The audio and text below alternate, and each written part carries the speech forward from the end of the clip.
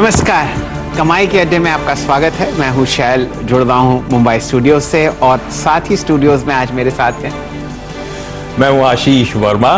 और जरा पहले भारतीय बाजार, उसके बाद शैल सर से करेंगे बातचीत इस बाजार पे और फिर एक्सपर्ट्स को जोड़ेंगे।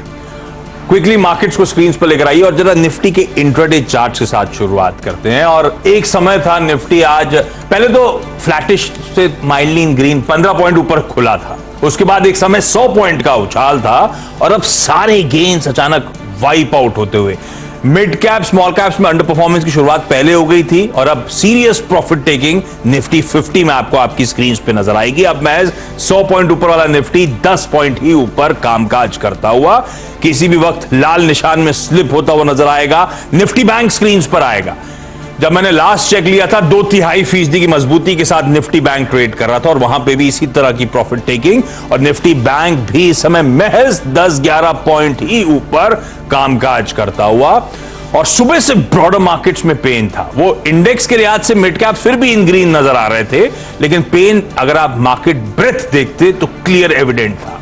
और आज हुआ क्या, इवेंचुअली मिड कैप्स में पेन शुरू हो गया। 1.25% अब मिड कैप्स स्लाइड होते हुए स्मॉल कैप इंडेक्स में दबाव। और सबसे बड़ी दिक्कत की बात इस समय बाजार के लिए वो ब्रॉडर मार्केट्स में बिकवाली का जो सिलसिला 1:5 का रेशियो और एक बढ़ने वाले पे 5 इस समय लाल निशान में कामकाज कर रहे हैं सर। और आशीष जी, सबसे चिंता का विषय ये है कि जो हमारे दो अर्थवर्म हैं इसमें लाल वाला ऊपर है। अक्सर हम लोग जब हरा वाला ऊपर होता है तो खुश होते हैं, लेकिन अब आप देखिए आज इंट्राडे रिकॉर्ड आपको निफ्टी पर लगता हुआ दिखा। उच्चतम लेवल था 16,370 और बैंक निफ्टी पर आपके सामने उच्चतम लेवल था 36,314। यहाँ से बिकवाली तो क्या कहिए, लेकिन हाँ मुनाफा वसूली ज़रूर होती हुई दिख रही है। ये इंडेक्स के और आपके सामने बहुत सारे एडवांस डिक्लाइन रेशियोज चलते हुए दिख रहे हैं। यहाँ पर आपको एक बिकवाली का या मुनाफा वसूली का माहौल दिख रहा है। एफएनओ में अगर आप देखें तो आशीष जी, फिलहाल आपके सामने 92 फ्यूचर्स ऐसे हैं जो लाल निशान में दिख रहे हैं और मात्र 72 जहाँ पर आपको हरा निशान दिख रहा है। तो ये वाला सत्र मेरे ख्याल से अगले 1.5 घंटे का देखते हैं कि कहाँ पर आपको बाइंग आती हुई दिखती है। क्या ये डिप खरीदने वाला है या यहाँ पर आपको ये थोड़ा लंबा चलता हुआ दिखेगा, इस पर हम लोग चर्चा करेंगे। हमारे साथ एक बहुत बढ़िया टेक्निकल पैनल जुड़ चुका है और सिलसिला अब हम लोग शुरू करते हैं फिलहाल बढ़िया स्टॉक पिकिंग का। असित बरन जी हैं, पालविया सर जुड़ चुके हैं, प्रकाश गावा साहब हमारे साथ जुड़ रहे हैं, कुछ ही देर में राहुल शर्मा साहब हमारे साथ जुड़ेंगे और श्रीकांत चौहान जी, रचना जी, सब आपको बिल्कुल तैयार हैं एक से एक बढ़िया स्टॉक आइडियाज पर ट्रेड करने के लिए। अगर आप ध्यान दें तो पिछले 2 दिनों से असित जी आपको सिर्फ शॉर्ट कॉल्स ही दे रहे हैं और अब क्या मूड और माहौल है, जरा उनसे जुड़ते हैं। बरन साहब नमस्कार, शुभ दिन आपको। बताइए कहाँ आप निशाना साधे हुए बैठे हैं? फिलहाल मंदी लगती है बाजार में कंटिन्यू होती हुई या कुछ रणनीति है तेजी की तरफ?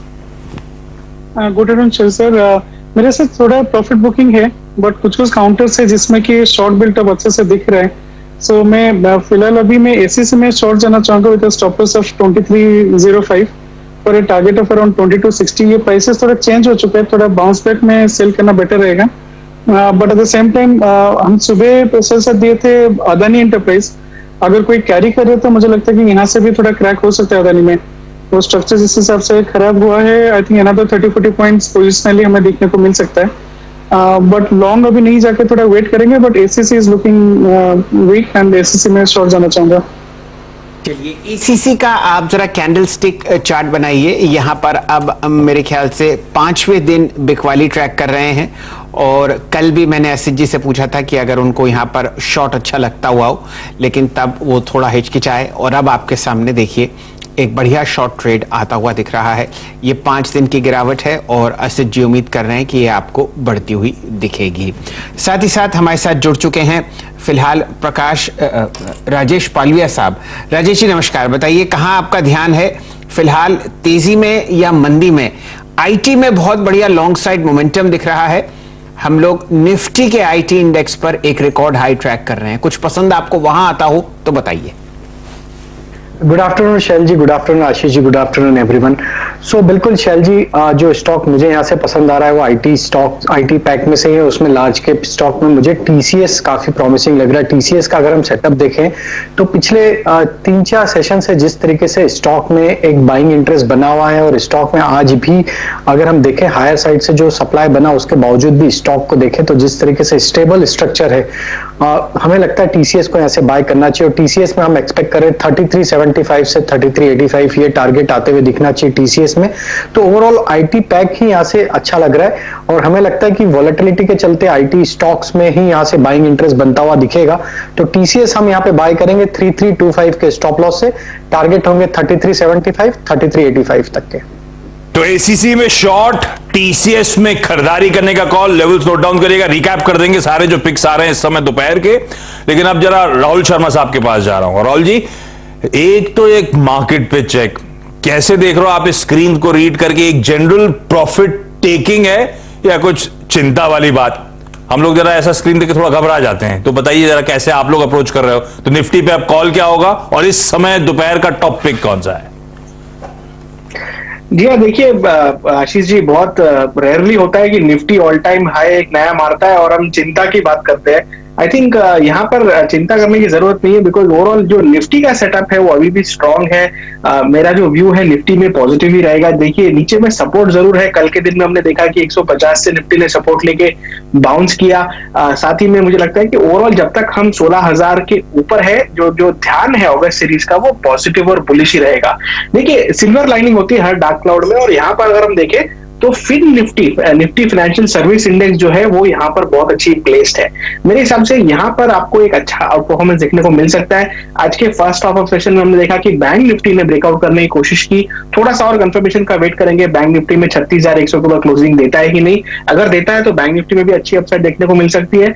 बट यहाँ पर मेरा जो प्रेफर्ड ट्रेड रहेगा वो रहेगा फाइनेंशियल सर्विसेज में एचडीएफसी लिमिटेड में। अगर आप एचडीएफसी का यहाँ पर सेटअप देखिए अच्छे नतीजों के बाद में ये स्टॉक ने एक बड़ा यहाँ पर पिछले वीक मूव दिया था। साथ ही में 3 दिन का करेक्शन हुआ और आज अगेंस्ट मार्केट ये स्टॉक में काफी स्ट्रेंथ बनी हुई है।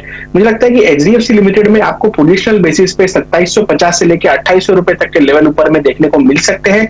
इसका जो स्टॉप लॉस रहेगा 2580 का रहेगा। ओवरऑल मुझे लगता है कि यहाँ पर निफ्टी को 16,500 तक ले जाने के लिए बैंक निफ्टी और फाइनेंशियल सर्विसेज, ये 2 सेक्टर हैं जो कि अंडर परफॉर्म कर रहे थे, लैग कर रहे थे, ये योगदान देंगे निफ्टी को यहाँ से और ऊपर लेके जाने में। हमने एचडीएफसी फ्यूचर्स पर एक बढ़िया लॉन्ग कॉल देते हुए दिख रहे हैं हमारे मित्र राहुल शर्मा साहब। और ध्यान दीजिए ये भी काउंटर आपको कोटक की तरह अपने 200 डीएमए के आसपास ट्रेड करता हुआ दिखेगा। और फिलहाल आप यहां पर बढ़िया मूव्स देख सकते हैं। 2 नतीजे आपके सामने स्क्रीन पर आते हुए दिखेंगे। इनमें से एक है जेएसपीएल और दूसरा आपके सामने ट्रेड करता हुआ दिखेगा मन्नापुरम फाइनेंस। मुनाफा जेएसपीएल में 2500 करोड़ के आसपास आपको आता हुआ दिख रहा है। मेरे ख्याल से आया है, 2400 की उम्मीद थी जी। मेरे ख्याल से जरा इस आंकड़े पर थोड़ी देर में हम लोग नजर डालेंगे। इतना बुरा तो आपको शायद नहीं उम्मीद थी। कोई ना कोई यहाँ पर आपको परेशानी दिख रही है डेटा में। एक बार दोबारा हम लोग जेएसपीएल के बाद आएंगे। और फिलहाल मन्नापुरम फाइनेंस में आपने 75 पैसे डिविडेंड आते हुए देखा है। जब तक ये डेटा आपके सामने स्क्रीन पर अपडेट होता है तब तक जरा और ध्यान स्टॉक पिकिंग पर डालते हैं। हमारे साथ राहुल शर्मा साहब जुड़े हुए हैं, राजेश पालविया साहब, प्रकाश गाबा साहब से जुड़ते हैं। प्रकाश जी, कुछ पसंद आपकी? क्यूमेंस इंडिया एक सेफ बेट लगता है। क्यूमेंस इंडिया अगर मार्केट में बाउंस मिलेगा तो क्योंकि इसका स्ट्रक्चर पॉजिटिव है शैल जी, अपमूव मिलेगा तो करीब 990 तक जा सकता है कल तक। स्टॉप होगा 920, तो स्टॉप लॉस देखे तो बहुत पास में ही है और रिस्क रिवॉर्ड रेशियो बहुत फेवर में है। बाई मोड पर तो है क्यूमेंस इंडिया। आपके सामने फिलहाल हम लोग 3 लॉन्ग कॉल्स और 1 शॉर्ट ट्रेड फिलहाल स्क्रीन पर ट्रैक कर रहे हैं। गाबा साहब की पसंद है क्यूमेंस और यहाँ पर टारगेट है फिलहाल 990। और आपके सामने टीवीएस पर, माफ कीजिए टीसीएस पर आपने जो लक्ष्य साधा है वो है 3375 और वो आपको आता हुआ दिख रहा है हमारे मित्र राजेश पालविया साहब की तरफ से। असित जी शॉर्ट हैं एसीसी पर और एचडीएफसी पर पोजिशनली लॉन्ग हैं हमारे मित्र राहुल शर्मा साहब। तो कमेंट्स दरअसल नंबर्स कल आने हैं, उससे पहले जो तेजी आ रही है उस पर काबा सर बेट करने की बात कर रहे हैं। मेरे जोशी साहब भी जुड़ते हुए। जोशी साहब, ये कुछ दिनों से ब्रॉडर मार्केट में पेन है और वो आज भी अपरेंट है और अब धीरे धीरे करके थोड़ा सा दिक्कत बढ़ रही है। क्या हो रहा है ब्रॉडर मार्केट्स में? ये कैसे रीड कर रहे हो आप जो मिड कैप्स का? मेरे ख्याल से पिछले हफ्ते से पेन शुरू है रह के। आप कैसे अप्रोच कर रहे हो इस समय मार्केट्स को? और आपके पास भी तो कुछ होगी विलियम ओ'नील की बढ़िया वाली तड़के वाली पिक दोपहर वाली। So morning Ashish, morning Shelter, and good afternoon to everybody on the panel as well. I think you're absolutely right. थोड़े दिनों से जैसे आपने rightfully कहा, I think broader markets definitely underperform कर रहे हैं और एक क्लियर संकेत आ रहा है कि जितना आउट परफॉर्मेंस ये ब्रॉडर मार्केट्स ने दिखाया था पिछले कई महीनों से, I think some profit booking is taking place. लेकिन आज जो I think फॉल की I think एक वेलोसिटी है, I think that is very ये अगर वॉल्यूम्स के साथ ये हो रहा है तो आई थिंक थोड़ी दिक्कत वाली बात हो सकती है ब्रॉडर मार्केट्स में। इसलिए आई थिंक थोड़ा स्पेसिफिक रहना पड़ेगा। I think at our end also I think some of the stop losses might have got triggered because of the sharp fall. तो मुझे लगता है आई थिंक थोड़ा 1-2 दिन का समय दे कि एक्सपायरी कैसी होती है देखनी चाहिए। मोर और less I think global news पे आई थिंक मार्केट रिएक्ट कर रहा है। ये इम्पोर्टेड न्यूज के ऊपर बाजार गिर रहा है, anything to do with local news. मुझे लगता है आई थिंक जो कोविड के केसेस यूएस में बढ़ रहे हैं, कुछ स्टेट्स में आई थिंक अलार्मिंग सिचुएशन हो गई है। I think all these factors are probably playing out at the market at this point of time. I think this is clearly a case of profit booking at higher levels, at all time high levels at this point of time. But I think 1-2 दिन का समय दे। I think देखें markets कैसे react करते हैं, global scenario कैसे buildup होता है, और अगर मार्केट्स कंसोलिडेट होते हैं 1-2 दिन में आई थिंक मौके तो मिलेंगे बाजार। इस बीच जेएसपीएल का चार्ट स्क्रीन पर लेकर आइए, नंबर्स में पढ़ देता हूं आपके लिए। मुनाफा आया है, कंसोलिडेटेड नंबर्स हैं ये, 2516 करोड़ का मुनाफा क्लॉक करा है। लास्ट ईयर 236 करोड़ था, तो लास्ट ईयर से कंपेयर ना करें। लास्ट क्वार्टर 2870 करोड़ से थोड़ा सा घटा है मार्जिनली, ऐसी एक्सपेक्टेशंस थी। 2516 करोड़ रुपए के प्रॉफिट्स क्लॉक करता हुआ जेएसपीएल। एबिटा आया है 4540 करोड़ रुपए पे, 1800 करोड़ रुपए से बढ़ा है साल दर साल। लेकिन स्टॉक आपकी स्क्रीन पे मार्केट्स में जब दबाव आ रहा है उसके साथ वो भी प्रेशर में आता हुआ इस समय आपको नजर आएगा। लेकिन जेएसपीएल पे क्विकली चार्ट चेक ले जाए पालविया साहब, चार्ट कैसा लगता है? नंबर्स के बाद, नंबर्स क्या कह लूं, आज बाजार का भी हो सकता है रिएक्शन हो। 4% दबाव के साथ इस समय स्टॉक ट्रेड करता हुआ। तो देखिए Ashish ji, overall long term setup तो पॉजिटिव है, लेकिन आज बाजार में जो प्रेशर बना हुआ है और इवन मेटल स्टॉक्स में भी आज जो प्रेशर बना हुआ है ओपनिंग के बाद से, तो वो इसका इंपैक्ट जरूर इस स्टॉक पे देखने को मिल रहा है। और हमें लगता है कि ये स्टॉक अब यहाँ से अगर 398 का लेवल तोड़ेगा तो और यहाँ से सप्लाई एक्सटेंड होते हुए दिख सकता है। स्टॉक में 390 इवन 385 तक की भी लोअर साइड की जगह बनती हुई दिख रही है।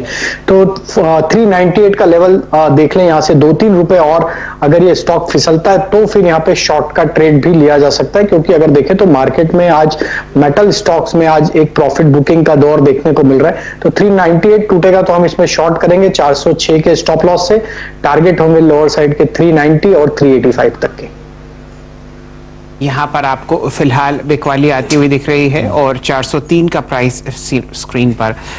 सुबह सुबह आशीष जी, जब असित जी हमारे साथ जुड़े हुए थे तो उन्होंने एक पोजिशनल शॉर्ट कॉल दी थी अदानी एंटरप्राइजेस पर। जरा एक बार उस पर नजर डाल लेते हैं। हमारे सामने जो प्राइस है वो है लगभग समझिए 1440, जी हाँ 1438 के आसपास है। और देखिए यहाँ पर कितनी जबरदस्त आपके सामने गिरावट आती हुई दिख रही है। सुबह के सत्र में ये काउंटर मेरे ख्याल से 1520 के आसपास आपको ट्रेड करता हुआ दिख रहा था और तब शॉर्ट कॉल आई थी। यहाँ पर स्टॉप लॉस था, टारगेट था लगभग 1460। तो ये आपके सामने फिलहाल एक बढ़िया तरीके से शॉर्ट ट्रेड काम करता हुआ। असित जी को जोड़ते हैं। असित जी, यहाँ पर क्या अभी अदानी एंटरप्राइजेस में अपना ट्रेड कवर करना है या यहाँ पर हम कंटिन्यू करें? सर नहीं, अभी ये थोड़ा और गिरावट दिखा सकता है, थोड़ा बाउंस बैक रहेगा, बट बाउंस बैक में सेल करना बेटर रहेगा rather than eight this point of time. मुझे लगता है कि 1420 1415 के लेवल तक जा सकता है। तो नहीं, इट्स क्वाइट वीक, सो मुझे लगता है थोड़ा करेक्शन और दिख सकता है। तो और इस ट्रेड को आप कंटिन्यू कर सकते हैं। यहाँ पर दिन का उच्चतम लेवल, माफ कीजिए, 1500 रुपए 1498 था और अब आपके सामने ये दिन के लोएस्ट लेवल 1426 के आसपास फिलहाल ट्रेड करता हुआ दिख रहा है। टीसीएस में आपको अच्छा मूव दिख रहा है, एचडीएफसी लॉन्ग है और आपके सामने एक बढ़िया कॉल क्यूमिंस पर आती हुई। आशीष जी, कुछ स्टॉक्स जहां पे दबाव बढ़ता हुआ नजर आ रहा है। डॉक्टर साहब इंटरडे चार्ट स्क्रीन पर लेकर आइएगा। हम लोग जेएसपीएल की चर्चा करी थी, दरअसल मेटल्स सारे क्रैक कर रहे हैं। टाटा स्टील स्क्रीन पर लेकर आइएगा, 2.5% का दबाव और दिन के लोज पर इस समय वो काम कर, जो जेएसपीएल स्क्रीन पे आ गया 3.5% की कमजोरी। ये देखिए बाकी मेटल्स, टाटा स्टील कैसे क्रैक हुआ, इसी में जोड़ दीजिए आप जेएसडब्ल्यू स्टील, दोनों में इसी तरह का प्रेशर नजर आएगा। जेएसडब्ल्यू स्टील भी अब 3.25% की कमजोरी के साथ इस समय ट्रेड करता हूं। इन दोनों पे कॉल लेकर आऊंगा। कुछ और स्टॉक्स जरा मैं दिखाना चाहूंगा। Bajaj group entities, Bajaj Finserv को लेकर आइए, उसमें भी इसी तरह का प्रेशर अब धीरे धीरे बढ़ता हुआ। बजाज ऑटो में दबाव पिकअप होता हुआ, तो ये इन सब स्टॉक्स में प्रेशर बढ़ रहा है। और हिंडाल को उसी मेटल की कड़ी में जोड़ लीजिए, उसका इंटरडे चार्ट भी बिल्कुल सिमिलर बाकी मेटल्स का पेन। देखिए किस तरह से अचानक वो प्रेशर इन तमाम स्टॉक्स पे माउंट होता हुआ नजर आ रहा है। ये गाबा सर ने कुछ दिन पहले कहा था 11 अगस्त का दिन, कुछ गाबा सर क्या बोला था उस दिन के लिए? क्या दिन था वो 11 अगस्त? 11 अगस्त एक साइकिल कन्वर्जन डेट है, very strong from a high time frame basis. Warning day था, क्या था? Pressure day. Pressure day. ये प्रेशर एक दिन पहले भी आ सकता है क्या? +- 1 डे, लेकिन मुझे लगता है वो कल ही आना चाहिए, आज नहीं आना चाहिए। तो अभी और प्रेशर आना है क्या? होता है, कभी कभी मैंने देखा है शिफ्ट होता है +- 1 डे, लेकिन ज्यादातर जो मैंने देखा है एग्जैक्ट होता है। तो अभी आप कह रहे हो जो प्रेशर डे है वो दरअसल कल है, तो मतलब कल प्रेशर बढ़ेगा क्या गाबा सर? अगर न्यू हाई बनता है तब प्रेशर बनेगा, अगर न्यू हाई नहीं होता तो कल प्रेशर डे नहीं है। मतलब कहीं धूप कभी पहले हाई भी चाहिए आपको अभी, और फिर प्रेशर भी डालोगे आप? हाँ करेक्ट, हाई चाहिए और फिर प्रेशर चाहिए। तो अभी तो प्रेशर का फायदा नहीं है। और अभी इस वीकनेस में कोई ट्रेड कैरी कर रहे हो निफ्टी बैंक का आप? मैंने सुबह बताया था शायद 1 बजे के करीब हर्षदा के शो पर कि 16,300 के नीचे है तो दिक्कत है, अगर 16,300 के ऊपर है तो मैं कैरी कॉवर्ट लेके जाऊंगा लॉन्ग ट्रेड। अब देखता हूं लास्ट 10 मिनट में, कल तो मैं ले गया था, लेकिन अगर आज मौका मिला तो 16,300 के ऊपर शायद मैं लॉन्ग ट्रेड ले जाऊं। मेरे ख्याल से एक अच्छा इजाफा आपको फियर इंडेक्स में दिख रहा है। इंडिया विक्स पर नजर डाल लेते हैं। आज आप समझिए दिन का जो लो था वो लगभग 10 था और वहां से अगर आप देखें तो आपके सामने 12.9 का प्राइस आता हुआ दिख रहा है। तो ये बहुत ही शार्प रिकवरी आप फियर में आते हुए देख रहे हैं।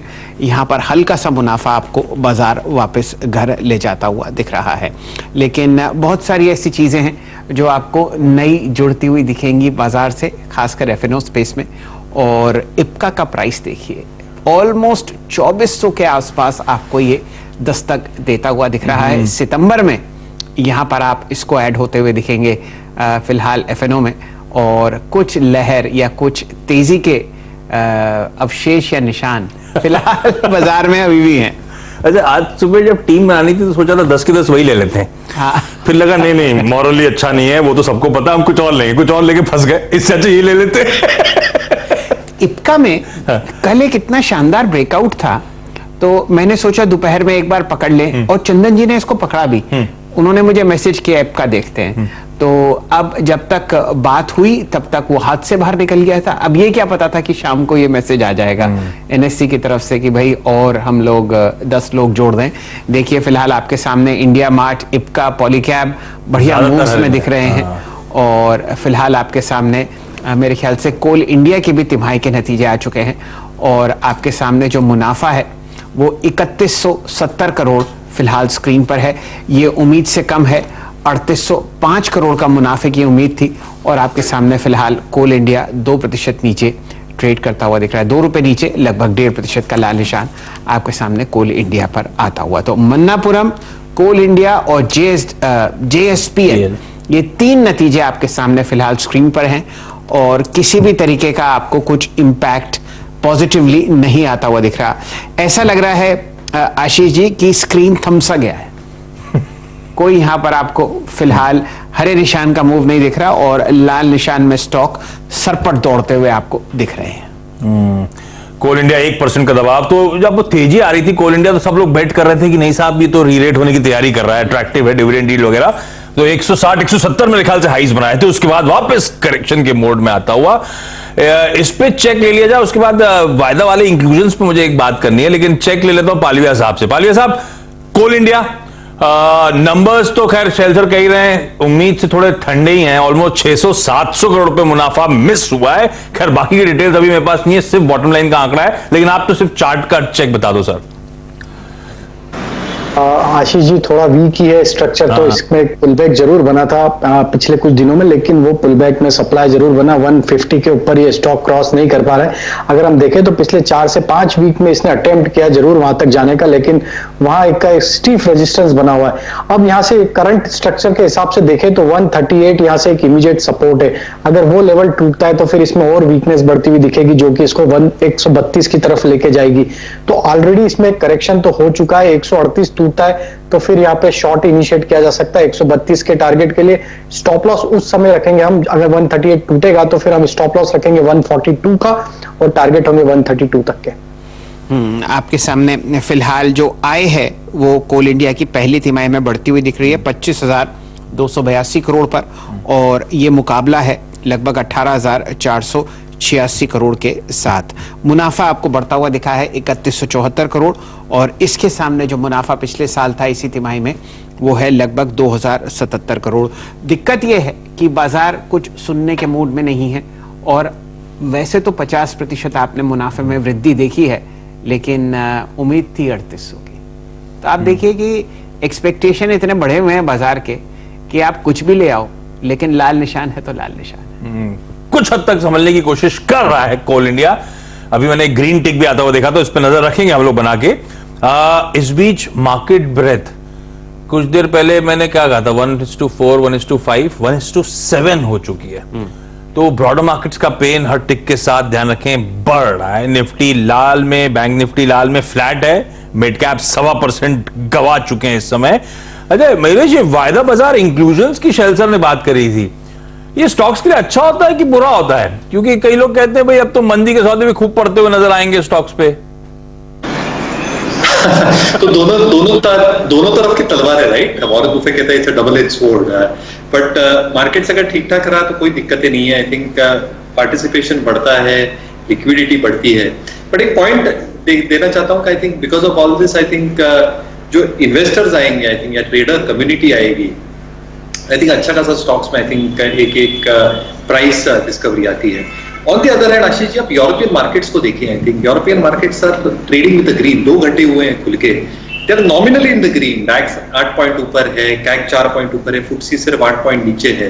तो आई थिंक ये मंदी इस हद तक आई थिंक कहां से आई है ये देखना बहुत जरूरी है। बट यूरोपियन मार्केट्स, अगर हम इंपोर्टेंट मार्केट्स की भी बात करते हैं, they are trading fine right now, और उनको खुल के भी 2 घंटे हुए हैं। तो I don't know whether we are taking cues on some other parameter, but global markets, at least the European markets are looking. ना डाउ फ्यूचर्स फ्लैट हैं अक्रॉस यूरोप, बिल्कुल फ्लैटिश नोट पे ट्रेड हो रहा है। कुछ मार्केट तो इन green है, और एशिया जो बंद हुआ है लार्जली सारे बड़े मार्केट्स बेहतर ही परफॉर्म करते हुए नजर आए थे। हमने वो कुछ सीरियस प्रॉफिट टेकिंग आती हुई देखी। हाँ, ये बात अलग, हमारी चाल थोड़ी सी आज अलग है। होपफुली क्लोज होते होते हालात स्क्रीन के सुधरे। तो आशीष जी, ऐसा करते हैं हम लोग, इस बात में भी स्पेशलाइज करते हैं कि जो डिप है वो खरीदें। और हमारे साथ 2-3 बहुत ही दिग्गज डिप खरीदने वाले टेक्निकल एनालिस्ट बैठे हुए हैं। उनमें सबसे अग्रणी पंक्ति में आते हैं राहुल शर्मा साहब। तो अब जो कठिन सवाल हैं वो उसका सिलसिला आपको शुरू होता हुआ दिखेगा। राहुल जी, काफी चेज किया हम लोगों ने मोमेंटम लॉन्ग साइड पर, एक से एक बढ़िया केमिकल काउंटर्स पकड़े, बहुत अच्छी मोमेंटम हम लोगों ने मेटल्स में ट्रैक करी। अब बताइए कौन से बाय जोन्स आपको इस गिरावट में आते हुए दिख रहे हैं? कौन से स्टॉक्स जहां पर आपकी नजर थी लेकिन प्राइस साथ नहीं दिया और अब देता हुआ दिख रहा है? कहां पर आप अपना तीर साधेंगे? जी देखिए, मैं क्लैरिटी का कहना चाहता हूं। देखिए, 2 सेक्टर जो मुझे काफी अच्छे लगते हैं, एक है बैंकिंग, दूसरा है फाइनेंशियल्स। देखिए, ये बैंकिंग फाइनेंशियल ओवरऑल लेगार्ड रहा है, देखा है सेक्टर रोटेशन मार्केट के अंदर होते हुए। तो अब यहाँ से जो नए एक तरह से लीडरशिप आएगी, मुझे लगता है ये 2 सेक्टर से आ सकती है। आप पूछेंगे कि बैंकिंग में बेस्ट पिक कौन सा है? मेरे हिसाब से आईसीआईसीआई बैंक और एचडीएफसी बैंक बैंकिंग में सबसे बेस्ट पिक है। टेक्निकली दोनों स्टॉक्स काफी स्ट्रांग है। फाइनेंशियल्स में मेरा जो बेस्ट पिक रहेगा वो रहेगा एचडीएफसी लिमिटेड। इनफैक्ट मैं वेट कर रहा हूँ कि आज अगर बैंक निफ्टी कैसे भी करके 36,100 के बाद क्लोजिंग देता है तो मुझे लगता है कि यहाँ पर बैंक निफ्टी में भी ऑप्शन ट्रेड बनेगा, जहां पर हमें एक ब्रेकआउट बैंक निफ्टी के साथ देखने को मिलेगा जो अपने को 37,500 तक ले जा सकता है। तो यहाँ पर वेट एंड वॉच करेंगे, या तो अच्छी तरह डिप हो जाए मार्केट के अंदर तो डिप में खरीदारी करने की चेष्टा करेंगे, या मार्केट एक तरह से 16,300 के ऊपर क्लोज दे निफ्टी और बैंक निफ्टी 36,100 के ऊपर क्लोज दे तो ब्रेकआउट ट्रेड के लिए फ्रेश बाइंग की चेष्टा करेंगे। तो कंडीशनल ट्रेड है या थोड़ा सा यहाँ पे वेट एंड वॉच करना चाहिए, लेकिन मेरी जो निगाहें है वो क्लियरली बैंकिंग और फाइनेंशियल्स पर है, एचडीएफसी बैंक, आईसीआईसीआई बैंक और साथ में एचडीएफसी लिमिटेड। तो बाय ऑन डिप्स की स्ट्रैटेजी रखनी है। राहुल शर्मा साहब स्पेसिफिकली कह रहे थे घबराने की जरूरत नहीं है। गाबा साहब ने भी यही कहा था कि 16,300 के ऊपर की क्लोज, ये राहुल शर्मा साहब भी वही कह रहे हैं, 16,300 के ऊपर की क्लोज आ गई तो बढ़िया है, लोअर लेवल से कुछ रिकवरी दिखाने की कोशिश में, देखते हैं वो कैसे पैन आउट होती है। लेकिन इस बीच रचना वैद्य भी आपको आपकी स्क्रीन पर नजर आएंगे भोपाल से। रचना जी, क्या है इस समय की बढ़िया वाली पिक्स? जी गुड आफ्टरनून। इस समय की बढ़िया वाली मार्केट इज एक्सट्रीमली वॉलेटाइल, लेकिन हम क्योंकि डाउन स्विंग करंटली देख रहे हैं तो इस मोमेंट का जो मेरा पिक है वो डाउन स्विंग साइड पे ही है, and that is in UltraTech cement.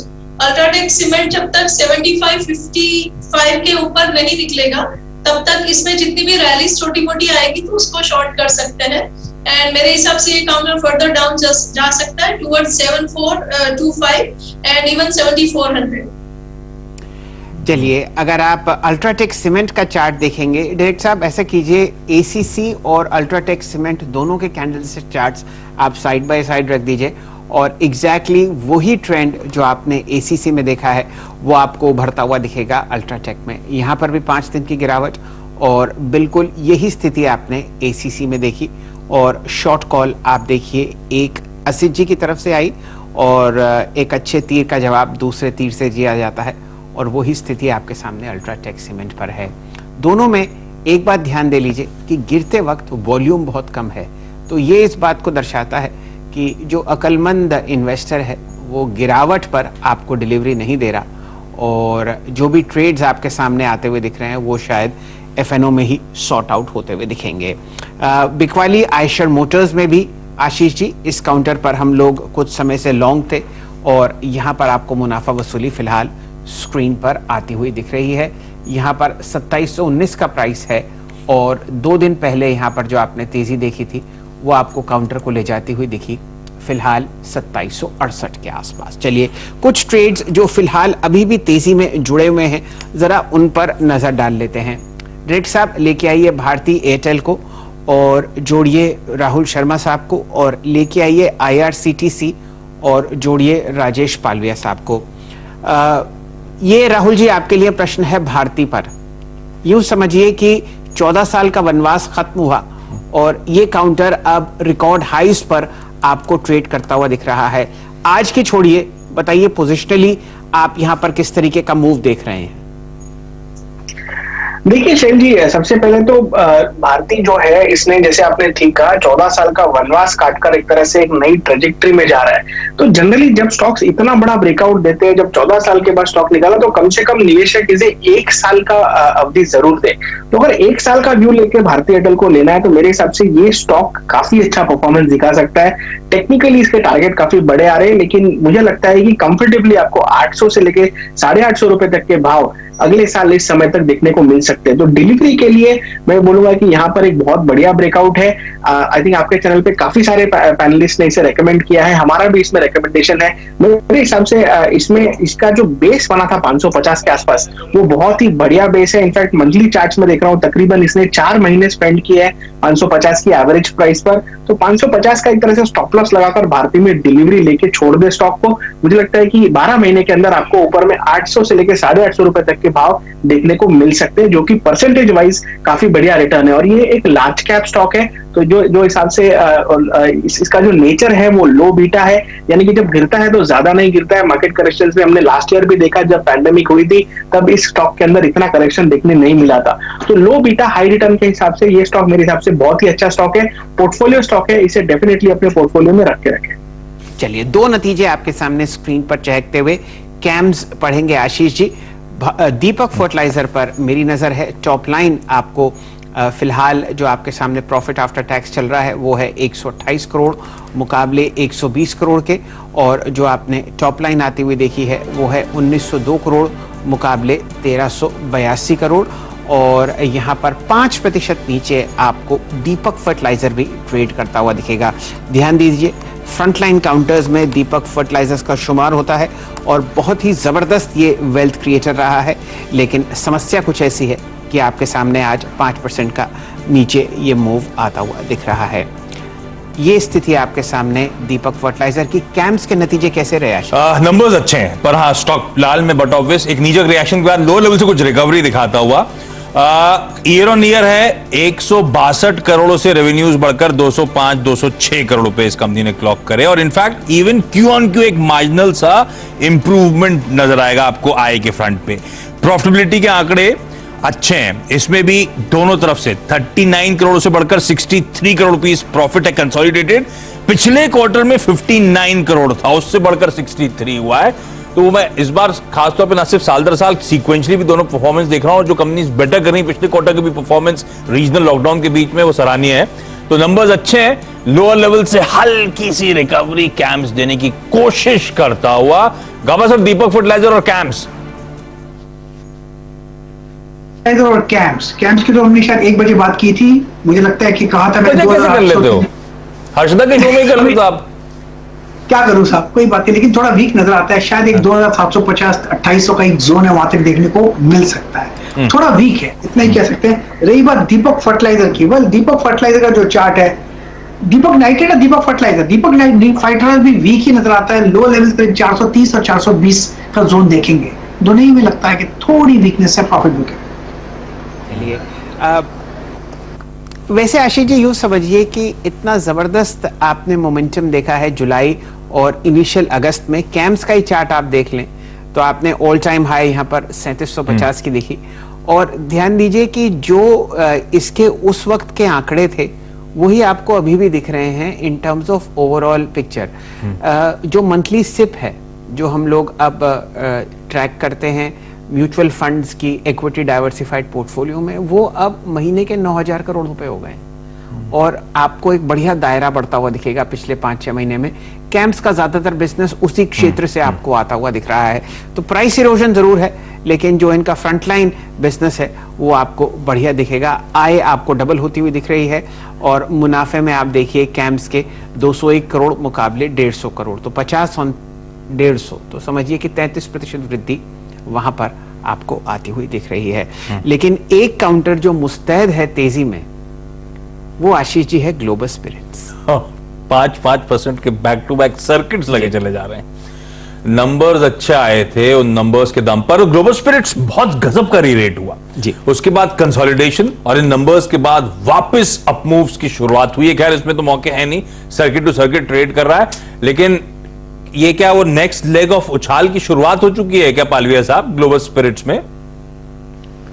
देखिए Ashish ji, circuit to circuit stock है तो ट्रेडिंग एक्टिविटी तो नहीं है, लेकिन अगर इसका हम थोड़ा सा बड़े पीरियड का टाइम फ्रेम का अगर चार्ट स्ट्रक्चर देखें, तो अगर मैं 7-8 वीक का सेटअप देखूं तो उस हिसाब से जरूर स्टॉक ने एक प्राइस का ब्रेकआउट दिया है ऑलरेडी, और हमें लगता है कि अब ये स्टॉक अगर 800 के ऊपर सस्टेन करेगा तो यहाँ से ये सर्किट का और सिलसिला कंटिन्यू भी रह सकता है, और हो सकता है स्टॉक यहाँ से 860 की तरफ भी बढ़ता हुआ दिखे।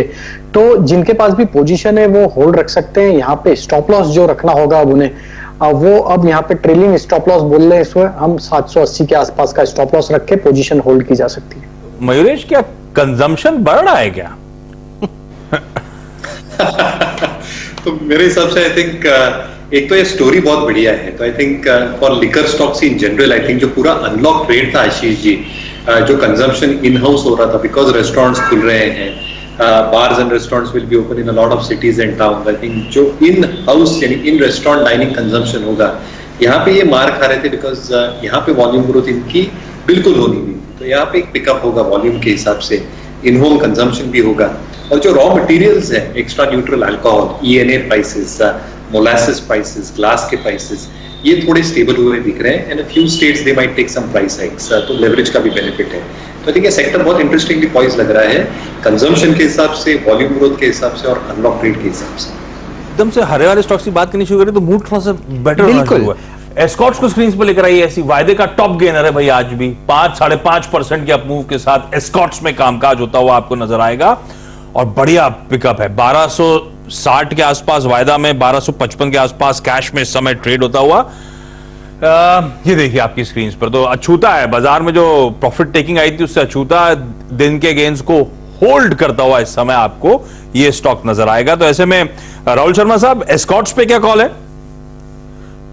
ये क्या वापस प्रीवियस हाई को चैलेंज करने की तैयारी कर रहा है क्या? ऐसा है क्या?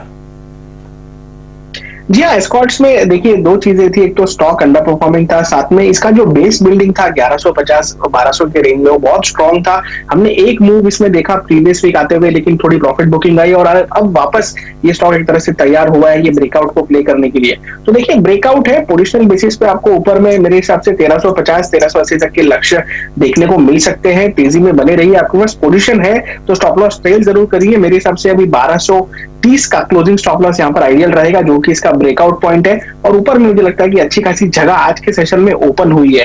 कंफर्ट की बात यह है कि ये जो आज मूव आया है अच्छे वॉल्यूम्स के साथ आया और साथ ही में एक तरह से डेरिवेटिव फ्यूचर्स में भी यहाँ पर लॉन्ग बिल्डअप देखने को मिला है। तो पॉजिटिव है व्यू, ध्यान तेजी का। आई थिंक 1350 का लेवल पोजिशनल बेसिस पर एस्कॉर्ट्स में देखने को मिल सकता है। एक्चुअली आशीष जी, यहाँ पर ना दो बहुत बढ़िया डेवलपमेंट्स हुए हैं। एक आपके सामने आज 200 डीएमए टूटी और जो हल्का सा हवा आपको देते हुए दिख रहे हैं हमारे मित्र राहुल शर्मा साहब। देखिए वॉल्यूम का बार कितना जबरदस्त है। आपके सामने ऑलमोस्ट 60 लाख शेयर ट्रेड हुए हैं और ये वॉल्यूम कम से कम पिछले 8 महीने का हाईएस्ट है। तो नतीजों के बाद उसके बाद 200 डीएमए टूट गया और ये वॉल्यूम के साथ बिल्डअप आया है। और इसमें तीसरा डेवलपमेंट भी है। क्या? गावस्कर की आज सुबह की पिक थी, मुझे लगता है। क्या बात है? गावस्कर आपकी पिक थी क्या? टारगेट अचीव हो गया क्या? अब कॉल क्या है? 2 बजे सुबह मैंने पोस्ट मार्केट ओपन मैंने एस्कॉर्ट्स दिया था। अच्छा, हमें लगा 1 बजे की पिक है। नहीं 1 बजे वो पोस्ट मार्केट ओपन एस्कॉर्ट्स दिया था अर्ली मॉर्निंग में। वहां पर एक अच्छा चला था, उसका टारगेट 1270-1280 था। यस, टारगेट अचीव हो चुका। अब भी अच्छा लगता है, ले सकते हैं। 1250 का एक स्टॉप लगाकर चले तो 1300 कल तक देखेंगे एस्कॉर्ट्स में जी। अब डायरेक्ट साहब वापस लाइए मन्नापुरम फाइनेंस के अर्निंग्स स्क्रीन पर और देखिए आशीष जी क्या जबरदस्त शॉर्ट कवरिंग आपके सामने स्क्रीन पर आ रही है। इंट्राडे चार्ट्स और देखिए आपने 194 या 193 का लो देखा आशीष जी, और यही बाउंस आपके सामने, मैं इसी की चर्चा कर रहा था कि कौन से काउंटर्स में आप डिप खरीदते हुए दिखेंगे। यहां पर बढ़िया मूव फिलहाल आता हुआ।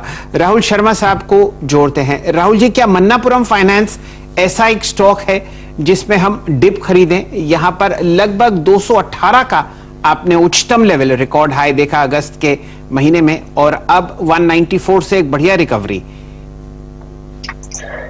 चलिए देखिए, अगर इसका जो प्रीवियस मूव था 156 से लेकर 218 तक का, उसका रिट्रेसमेंट लगाए तो स्टॉक ने आज 38.2 का रिट्रेसमेंट पूरा किया और स्टॉक के अंदर आज एक अच्छा रिवर्सल हुआ है। देखिए इसका जो 20 दिन का मूविंग एवरेज है वहां पर भी स्टॉक ने सपोर्ट लिया। मेरे हिसाब से आज की वॉल्यूम कैंडल देख के मुझे लग रहा है कि स्टॉक में यहाँ पर लॉन्ग पोजीशन बनाई जा सकती है। मेरे हिसाब से इसका जो स्टॉप लॉस है यहाँ पर 194 का रहेगा और इसमें लॉन्ग साइड में आपको वापस मुझे लगता है कि एक बार 215-220 के लेवल देखने को मिलेंगे। तो यही वो डिप है जिसकी हम बात करते हैं कि डिप में खरीदारी कीजिए। आई थिंक ये टिपिकल कैंडिडेट है। यहाँ पर डिप आया और डिप के बाद में यहाँ पर बाउंस बैक आता हुआ देखने को मिल रहा है।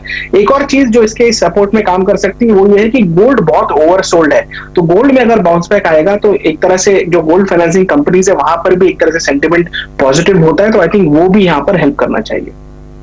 चलिए, आपको 2 काम करने हैं। जो फंडामेंटल स्ट्रेंथ के काउंटर्स हैं वहां पर जब आपको गिरावट दिख रही है उसको खरीदें और यकीनन मन्नापुरम उनमें से एक है। ऐसा करते हैं आशीष जी, समय एक छोटी सी ब्रेक का, लेकिन हमारे साथ 2 नए मेहमान जुड़ते हुए दिख रहे हैं। टेक्निकली श्रीकांत चौहान साहब और फंडामेंटली सुमित मेहरोत्रा साहब 90 सेकंड में वापस आते हैं। एक बढ़िया ट्रेडिंग पिक चौहान साहब देंगे और नतीजों पर नजर डालेंगे। अच्छा, एक और चीज, आपने 15 साल भारतीय एयरटेल की बात करी जी, कुछ 20 साल की भी स्टोरी है। दिल चाहता है तो ब्रेक के बाद इस पे बात करें। चलिए, बिल्कुल फर्स्ट क्लास। और 2 दशक का आपको एनिवर्सरी दिल चाहता है कि भी होती हुई दिखेगी। रचना जी ने ये पिक्चर कॉलेज में देखी थी और देखिए वो मंद मंद मुस्कुरा रही हैं। इस पर भी हम लोग चर्चा करेंगे। श्रीकांत चौहान साहब, सुमित जी और दिल चाहता है जुड़ते हैं ब्रेक के बाद।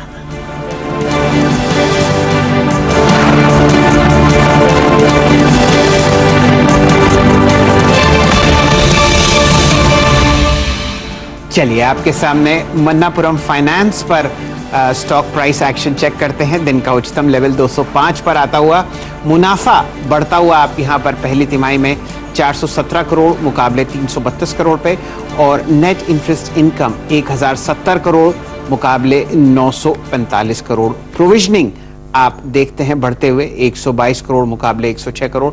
इसमें ज़्यादा चिंता का विषय नहीं है, लेकिन फिलहाल ये आपके सामने स्क्रीन पर काउंटर चलता हुआ दिख रहा है। 75 पैसे का यहाँ पर आप डिविडेंड आते हुए देख रहे हैं। फिलहाल इंट्राडे हाई आपने देखी है 205 रुपए 40 पैसे की। अब जोड़ते हैं श्रीकांत चौहान साहब को। श्रीकांत जी, क्या पसंद आ रहा है आपको बाजार में? यस शेर जी, देखिए वैसे मार्केट में अगर आप देखें तो करेक्शन हर एक स्टॉक में हमें देखने मिला है, और मार्केट वापस एक बार एक रेंज के अंदर आ चुका है। 16,350 16,150 के रेंज में आ गया है, और जब तक मुझे लगता है कि 16,150 कन्विंसिंगली मार्केट नहीं तोड़ता है, तब तक हमें लगता है कि इस रेंज बाउंड एक्टिविटी को हमें झेलना पड़ेगा। आज 16,200 के हमने रिकवरी देखी, और शायद मुझे लगता है कि वापस 16,300 325 के लक्ष्य निफ्टी वापस छू सकता है। करंट लेवल्स पे अगर आप देखें तो सबसे ज्यादा अगर मोमेंटम है तो वो मेटल सेक्टर में है। नो डाउट कि उनमें हमने अच्छा खासा करेक्शन देखा है, अच्छी खासी प्रॉफिट देखी है, लेकिन मुझे लगता है कि करंट लेवल से टाटा स्टील को लॉन्ग किया जा सकता है, जो करंट लेवल्स कुछ 1375 के करीब के हैं। हमें लगता है कि ये 1375 1350 ये काफी अच्छे लेवल्स है। यहाँ पे अगर बाय करके चलते हैं तो हमें लगता है कि 1 या 2 दिन में वापस 1430 या 1440 के लेवल्स ये दिखा सकता है। तो करंट लेवल से टाटा स्टील को बाय करके चले, स्टॉप लॉस रखे यहाँ पे 1350 का, और टारगेट्स रखे 1430 के। ओके, तो इस मेटल की वीकनेस को दरअसल खरीदना है, और क्या खरीदना है वो आपकी स्क्रीन पर। टाटा स्टील वो स्टॉक जिस पे दाव लगाने की सलाह। अच्छा, इस बीच HDFC AMC का काउंटर दिखाइएगा स्क्रीन पर। इन ग्रीन ट्रेड करता हूं, और गावा सर को शायद ये पसंद आ रहा है। गावा सर, लेके जाना है कल के लिए क्या? अच्छा तो लग रहा है HDFC AMC, बहुत बढ़िया लग रहा है, क्योंकि जो उसका चार्ट स्ट्रक्चर है बहुत ही अच्छा सपोर्ट मिला है, फिर एक कंसोलिडेशन हुआ, कंसोलिडेशन से बाहर निकला है 2940 में। 2950 का स्टॉप लगा के चले HDFC AMC, तो मुझे लगता है 3000 पार कर लेगा, और शायद कल तक 3025 भी हो। तो यस, HDFC AMC अच्छा लगता है कल के लिए। ओके, HDFC AMC पसंद आ रहा है ये पिक। आप सब बाकी एक्सपर्ट्स में कोई भी पिक नजर आए तो प्लीज आप लोग इंडिकेट कर दीजिएगा, पीसीआर में बता देगा, हम आपके पास क्विकली आएंगे, तो कोई भी बढ़िया ट्रेड मिस नहीं होगा हमारे हाथों से। सुमित को स्क्रीन पर लेकर आइए। कल निफ्टी की कोई कंपनी के नंबर्स नहीं है, लेकिन वायदा बाजार में काफी इंपॉर्टेंट नंबर्स लाइंड अप है। कल आना है Bata India, Cadila healthcare, Cummins India और पिडिलाइट इंडस्ट्रीज के नंबर्स। सुमित, बाटा से शुरुआत करी जाए, नंबर से पहले कुछ मजबूती दिखा रहा है। देखिए, बाटा के केस में वैसे तो एनालिस्ट फ्रेटर्निटी जो है थोड़ी सी वीक साइड पे ही मान के चल रही है कि नंबर्स थोड़े कमजोर आएंगे। कहना मुश्किल है, अनलॉक का प्रोसेस हुआ है, कितना इस क्वार्टर के अंदर आया है, कितना अगले क्वार्टर के अंदर आएगा, ये कहना अभी फिलहाल मुश्किल है। लेकिन हाँ, सबसे इंपॉर्टेंट पार्ट जो बाटा के केस में या पिडिलाइट के केस में भी रहेगा, वो रहेगा कमेंट्री किस तरह की रहती है। बाटा के केस में रेवेन्यू 92% बढ़ने का अनुमान है YOY बेसिस पर। एक लो बेस की वजह से YOY बेसिस पर नंबर अच्छे दिखेंगे। एबिटा घाटा करीब 45 करोड़, जो कि पिछली बार 86 करोड़ था, यानी उससे आधा होने का अनुमान है। मार्जिन भी ओवरऑल घाटा जो है वो भी करीब 100 करोड़ से घटकर 80 करोड़ रुपए YOY बेसिस पर आएगा। तो यहाँ पर नंबर्स YOY बेसिस पर बेटर होते हुए दिखेंगे, लेकिन सीक्वेंशियल अभी भी कुछ कहना मुश्किल है। अच्छा, 2-3 चीजें बहुत क्रूशियल है। एक, इनका हश पपीज ब्रांड परफॉर्मेंस कैसा रहता है, क्योंकि स्कूल्स चल नहीं रहे, ऑफिस चल नहीं रहे, तो ऑब्वियसली बात है डिमांड थोड़ी सबड्यूड देखने को मिलेगी। तो उसका एक आंकड़ा किस तरह से आता हुआ दिखाई पड़ रहा है। दूसरा, कंपनी के बिजनेस जो है, यानी कि ई-कॉमर्स कारोबार साइड से कितना अब तक रिस्पाइट आ चुका है, ये एक और चीज इसको बाजार कीनली वॉच करेगा। और उसके अलावा फॉर्मल वेयर और फैशन वेयर, ये दोनों क्या ड्राइव कर पाएंगे Q2 Q3 ऑनवर्ड्स कंपनी के नंबर्स को, ये कुछ चीजें हैं। और नए स्टोर एडिशन किस तरह के हैं, कुछ स्टोर बंद हुए, कॉस्ट को कैसे रैशनलाइज किया, और रेंट को खासतौर से कैसे रैशनलाइज किया, ये 2-3 चीजें इसको बाजार बहुत ही कीनली वॉच करेगा। अच्छा, पिडिलाइट की साइड के भी नंबर आने वाले हैं, और पिडिलाइट के केस में जो बाजार ने एशियन पेंट के नंबर से क्यूज उठाया था कि बहुत स्ट्रॉन्ग नंबर शायद ये पोस्ट कर सकता है। YOY बेसिस पर भी, सीक्वेंशियल बेसिस पर भी पिडिलाइट के नंबर्स बेहतर आने का अनुमान है। 111% रेवेन्यू बढ़ेगा, करीब 4 गुना EBITDA बढ़ेगा, मार्जिन सिंगल डिजिट 8% से डबल डिजिट 20% के आसपास आ सकते हैं, और मुनाफा 13 गुना बढ़ने का अनुमान है। 16 करोड़ से सीधे 225 करोड़ रुपए इस तिमाही के अंदर कंपनी पोस्ट कर सकती है YOY बेसिस पर। सीक्वेंशियल बेसिस पर भी वॉल्यूम ग्रोथ 120% अपर एंड पर, 100% लोअर एंड पर, पिछले तिमाही में 45% थी, तो उसके सामने भी अच्छी वॉल्यूम ग्रोथ आने का अनुमान, और पिछले साल इस तिमाही में तो नेगेटिव थी, तो उसके सामने तो और स्ट्रॉन्ग आते हुए दिखाई पड़ेगी। 2-3 चीजें यहाँ भी क्रूशियल, एरलडाइट का एक्विजिशन कितना पैन आउट हो रहा है, क्योंकि पिछली क्वार्टर में पूरी तरह से आ चुका है नंबर्स में, तो अब वहां से कैसे आंकड़े आने शुरू हो चुके हैं।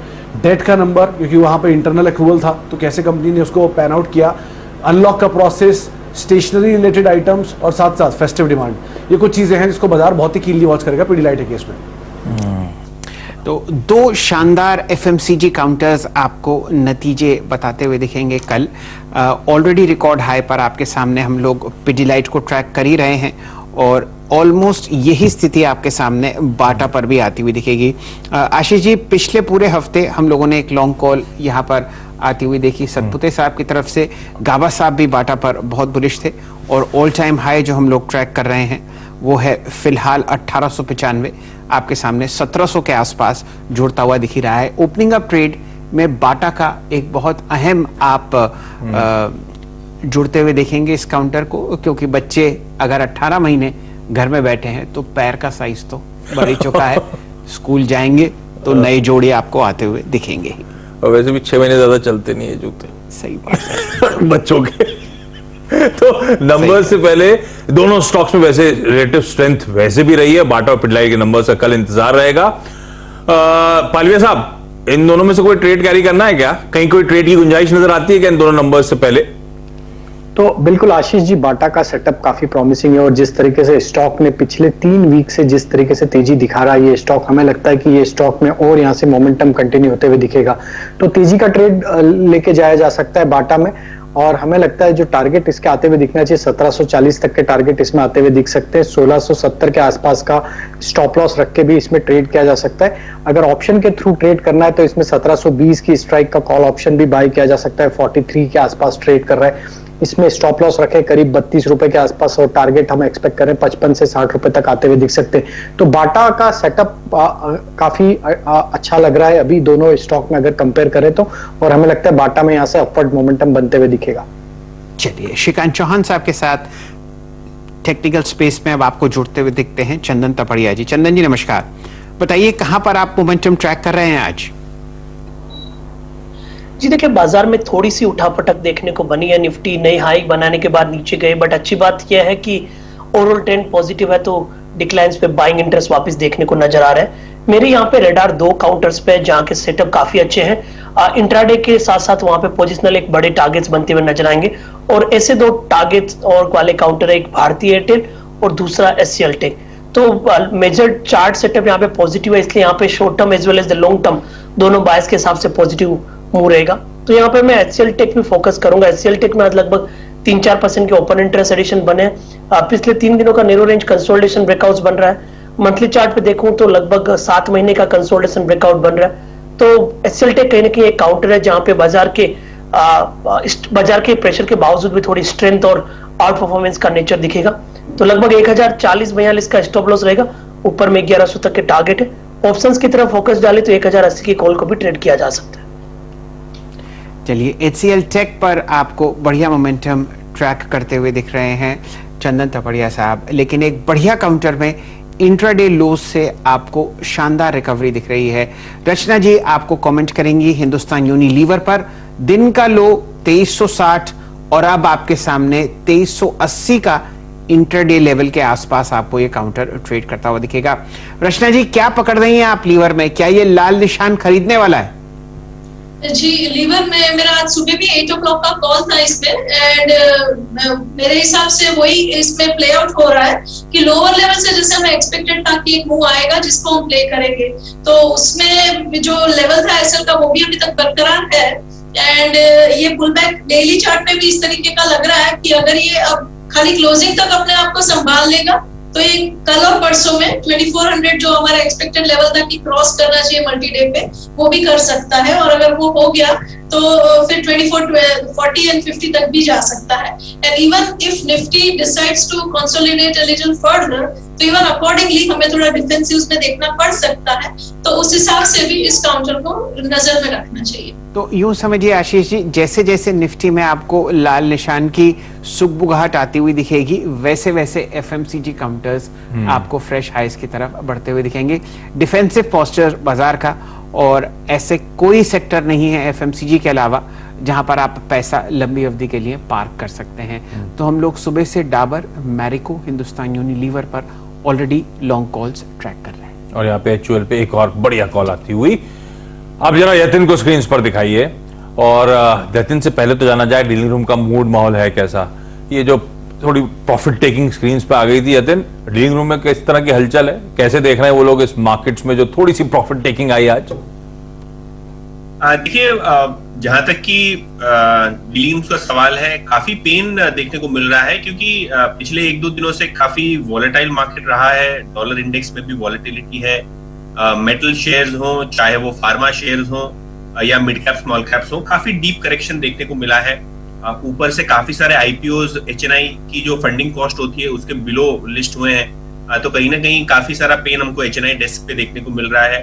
हालांकि कोई बड़ी प्रॉफिट बुकिंग या बिकवाली का आलम नहीं है, लेकिन जो पोजीशंस हैं ज्यादा करके ट्रेडिंग वाली, वो स्क्वायर ऑफ मोड पे हैं। इन्वेस्टमेंट वाली चीजें, मीडियम शॉर्ट टर्म वाली, अभी भी बरकरार हैं जहां तक कि डीलिंग का सवाल है। तो फीडबैक काफी अच्छा नहीं है, लेकिन वेट एंड वॉच मोड है, क्योंकि मार्केट साइडवेज नहीं है, निफ्टी रिकॉर्ड हाई पे है। तो कहीं ना कहीं इंडेक्स मैनेजमेंट दिखाई देता है करंट लेवल्स पे एचएनआईज को। 2 स्टॉक्स स्पेसिफिकली जहां फोकस रह रहा है एचएनआई डेस्क का और डीलिंग रूम्स का, उसमें सबसे पहले टाटा स्टील। इस हफ्ते नतीजे आने वाले हैं, लेकिन मेटल स्टॉक्स में काफी वीकनेस है। सेल नतीजों के बाद लगभग 10% करेक्ट हुआ है, और यहाँ टाटा स्टील में भी डीलिंग रूम्स को लगता है कि 1350 से लेकर 1360 तक के लेवल्स आपको दिखने चाहिए 1-2 दिनों में। और यहाँ एसटीबीटी की सलाह अपने क्लाइंट्स को दे रहे हैं, क्योंकि मेटल एज अ पैक उनको लगता है कि शायद यहाँ थोड़ी बहुत प्रॉफिट टेकिंग देखने को मिले। इसके अलावा आईटी की बात हम येस्टरडे भी कर रहे थे टेक महिंद्रा के साथ, और आज काफी सपोर्ट मार्केट को आईटी पैक से आया है, जहां इन्फोसिस में डीलिंग रूम्स को लगता है कि 1750 तक के लेवल्स आपको पोजिशनली देखने को मिल सकते हैं। कंपनी ओपन मार्केट से बायबैक भी कर रही है, तो कहीं ना कहीं वो स्टॉक को सपोर्ट देगा लोअर लेवल्स पे। और काफी सारी फ्रेश लॉन्ग पोजीशंस यहाँ आपको अगस्त सीरीज में देखने को मिल रही हैं, इन्फोसिस में भी और आईटी स्टॉक्स में। चलिए, तो ये 3 कॉल्स आपके सामने स्क्रीन पर, और इत्तेफाकन तीनों लार्ज कैप्स हैं। खरीदारी डिप में टाटा स्टील पर, और इन्फोसिस और टेक महिंद्रा आईटी स्पेस में पसंद आता हुआ। इन्फोसिस और टेक दोनों आपको उच्चतम लेवल पर रिकॉर्ड हाइस पर ट्रेड करते हुए दिख रहे हैं, और तीसरा दिन है टाटा स्टील की डिप का, आपको इसको खरीदना है।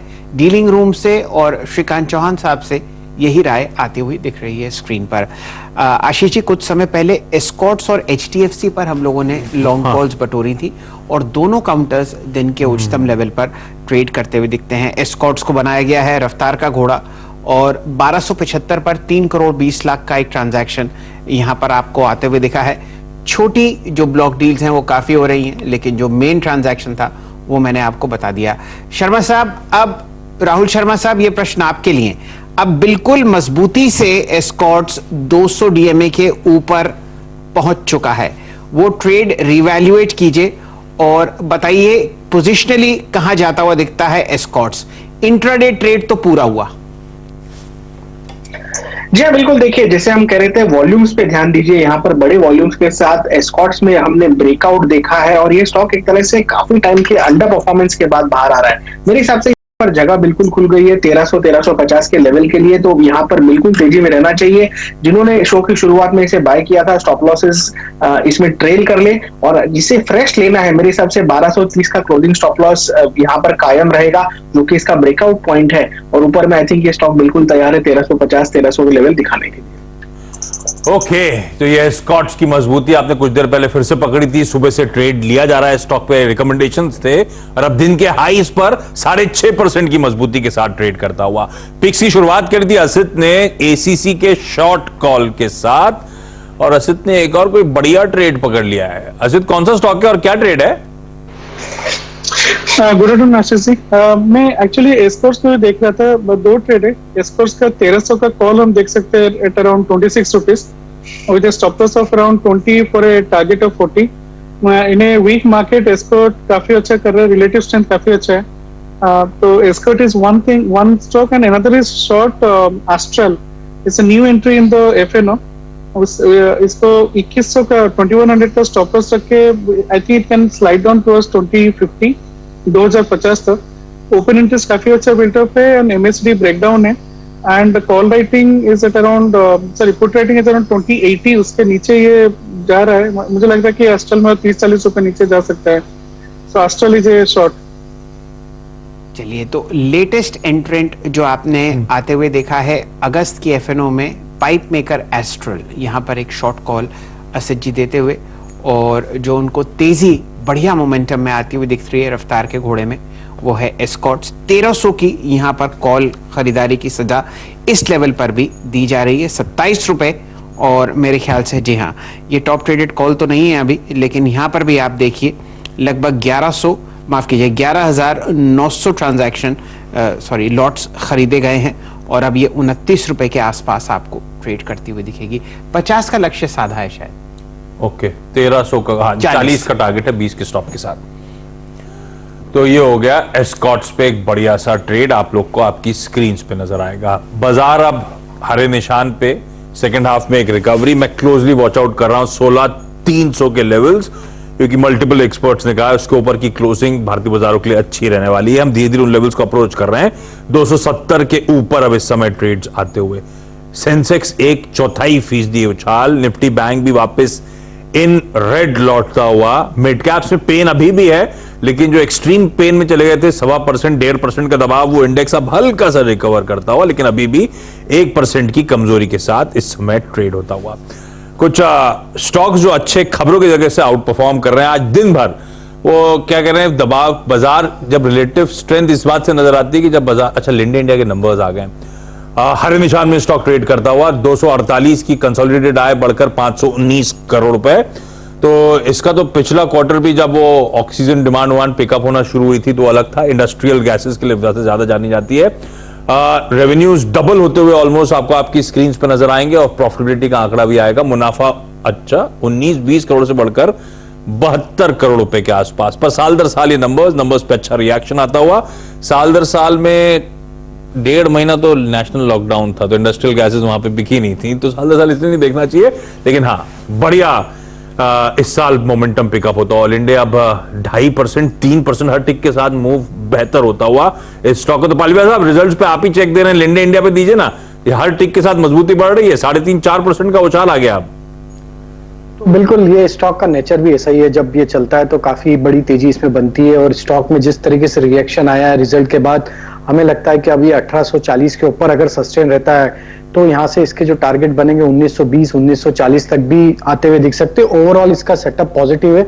अगर हम इसका शॉर्ट टर्म स्ट्रक्चर देखें तो इसमें एक ब्रेकआउट भी ऑलरेडी होते हुए दिख रहा है, तो 1930-1940 तक का इसमें तेजी एक्सटेंड होते हुए दिखेगी। 1840 के आसपास स्टॉप लॉस रख लें। चलिए, ये रणनीति आपके सामने लिंडे इंडिया पर आती हुई और 4% वृद्धि के साथ 2,80,000 शेयर बहुत ही कम लिंडे इंडिया में ट्रेड होते हैं। आशीष जी, जरा ये देखते हैं कि यहाँ पर वॉल्यूम किस तरीके से आपको मूव करता हुआ दिख रहा है। फिलहाल अगस्त में 3 दिन ऐसे जहाँ पर आपने इससे ज्यादा वॉल्यूम देखा, लेकिन नतीजों के हिसाब से आप देखिए ये काउंटर अब आपको ट्रेड करता हुआ दिखेगा 11 मई के हाईएस्ट लेवल पर। 11 मई वो समय था आशीष जी जब एक काला बादल पूरे भारतवर्ष पर आपको मंडराता हुआ दिखा था और कोविड की समस्या बहुत ही विकराल रूप लेकर पूरे देश पर त्राही मचा रही थी। लेकिन फिलहाल ये मोमेंटम वापस स्क्रीन पर आता हुआ। ऐसा करते हैं, यहाँ पर श्रीकांत चौहान साहब को जोड़ते हैं और उनका जाना माना और बहुत ही पसंदीदा काउंटर सन फार्मा आपको इंट्राडे हाइज लगाता हुआ दिखता है। बहुत ही बुलिश रहे हैं यहाँ पर श्रीकांत चौहान जी सन फार्मा पर, और अब आप देखिए ये जो मोमेंटम है ये आपको 800 को पार करता हुआ दिखेगा सन पर। सूर्य चमकता हुआ श्रीकांत जी सन फार्मा पर। बिल्कुल, इनफैक्ट सूर्य चमक भी रहा है और ऐसा लगता है कि इसकी चमक और बढ़ेगी। द रीजन इज बिकॉज इसमें अगर आप देखें तो जैसे आज हमने एक एस्कॉर्ट्स में एक वॉल्यूम बेस्ड एक रिकवरी देखी है और एक बड़े कैंडल का फॉर्मेशन देखा है। कुछ 15-10-12 दिन पहले सन फार्मा में भी सिमिलर सॉर्ट ऑफ फॉर्मेशन था और उसके बाद का एक ये फ्लैग बन रहा है। तो ये पोल एंड फ्लैग का फॉर्मेशन है और उसके बाद की वापस एक रिकवरी इसमें बन रही है। हमें लगता है कि ये स्टॉक कंफर्टेबली 770-780 के ऊपर ट्रेड कर रहा है। तो करंट लेवल से अगर नेक्स्ट लेवल से अगर देखें तो 850 के बनते हैं। करंट लेवल से भी इसे लॉन्ग किया जा सकता है जो 790 के करीब के है। यहाँ पे हम स्टॉप लॉस रखेंगे, एक छोटा सा स्टॉप लॉस रखेंगे 775 का और टारगेट्स रखेंगे हम 830 से लेकर 850 के। तो कोई भी डिक्लाइन है मुझे लगता है इसे बाय करके चले, क्योंकि जो इसमें एक लंबी अवधि का जो एक फॉल आया था उसका रिट्रेसमेंट चल रहा है। और अगर आप इस पूरे रिट्रेसमेंट को अगर आप कैलकुलेट करते हो इन टर्म्स ऑफ वेव, तो हमें लगता है कि ये इवेंचुअली ये स्टॉक 1000 या 1050 के लेवल्स दिखाएगा। बट करंट लेवल से 775 का स्टॉप लॉस हम रख के इसे लॉन्ग करके चल सकते हैं।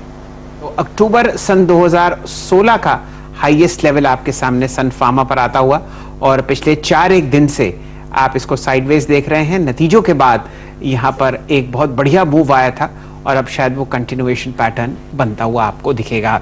बिल्कुल सही मौका एक और सन फार्मा के चहेते इंसान को जोड़ने का है। भसीन साहब हमारे साथ जुड़ चुके हैं गुरुग्राम से। नमस्ते संजीव जी, आप आए और सन फार्मा पर बाहर भी आई, बताइए किस हिसाब से आप इस हल्की सी गिरावट को देख रहे हैं बाजार में। हालांकि निफ्टी वापस 22 अंक ऊपर है, क्या लगता है आपको सेंटिमेंट वाइज और 2 बढ़िया पिक्स? तो शैलेंद्र जी हल्की गिरावट नहीं थी, वो जो आया है वो करीब काफी डीप था और मिड कैप्स में तो आप देख ही रहे हो रंग ही खराब है। लेकिन आज मैं आपको दावे से कहता हूँ mid caps have bottomed out. अब जो बाजार रहेगा, बाजार एक रेंज में रहेगा, but it will be mid caps which will lead the rally. It may extend from tomorrow, but I am very sure that mid caps may have bottom, that is where the money will come, because large caps में run up काफी हो चुका है, the consolidation is there, now that money will flow into mid caps. आपने बहुत अच्छा जिक्र किया, सन फार्मा मेरा टॉप पिक रहा है, अभी भी मैं सोचता हूँ this is headed to 4 figures. आपको और अपडेट दे दूं, Bharti, tech Mahindra, Kotak, HDFC bank, Reliance all have been outperformers. Bharti तो आज न्यू हाई मार गया। तो अब मेरे 2 पिक्स हैं, दोनों दिग्गज स्टॉक्स हैं जो आई थिंक आउट परफॉर्म करेंगे। पहला मेरा favourite HCL tech, I think आपको लेना चाहिए 1055 में लीजिए, 1035 का स्टॉप 1100 का टारगेट। एक्चुअली ये 1200 तो जाएगा ही जाएगा, बट अभी ट्रेडिंग के लिए आप ये कर सकते हैं। दूसरा HDFC AMC 2950 में लीजिए, stop loss of 2880, target of 3050 on HDFC AMC। ये रणनीति आपके सामने अब देखिए फंडामेंटली आती हुई दिख रही है HDFC AMC पर। कुछ समय पहले हमारे साथ प्रकाश गावा साहब ने यहाँ पर एक लॉन्ग ट्रेड आपको सुझाया था, भसीन साहब को ये पसंद आता हुआ और साथ ही साथ HCL टेक पर दोबारा आपको तेजी की राय आती हुई दिख रही है। ध्यान दीजिए डीलिंग रूम चेक से टेक महिंद्रा और इन्फोसिस आते हुए दिख रहे हैं और एक IT ही इंडेक्स ऐसा है जहां पर आप एक अच्छा मोमेंटम लॉन्ग साइड पर देख रहे हैं। आशीष जी, HCL टेक कुछ देर पहले चंदन ने भी मेंशन करा था, तो बिल्कुल जो टेक्निकली राय एक्सपर्ट्स की आ रही थी वही फंडामेंटली भी आ रही है। इन्हीं स्टॉक्स पे दाव लगाना है, तो ये वो स्वीट स्पॉट्स हैं जिनको अब आप टारगेट करिए। और भसीन सर कॉन्फिडेंट की होपफुली वो मिड कैप्स में जो दबाव आया था अब थमेगा और शायद मिड कैप्स आउट परफॉर्म करेंगे और हम सब यही चाहते हैं, तो स्क्रीन क्लोजली वॉच आउट करी जाएगी। लेकिन हाँ, हमने कहा था कैम्स Q-on-Q नंबर्स स्ट्रेंथ दिखा रहे हैं।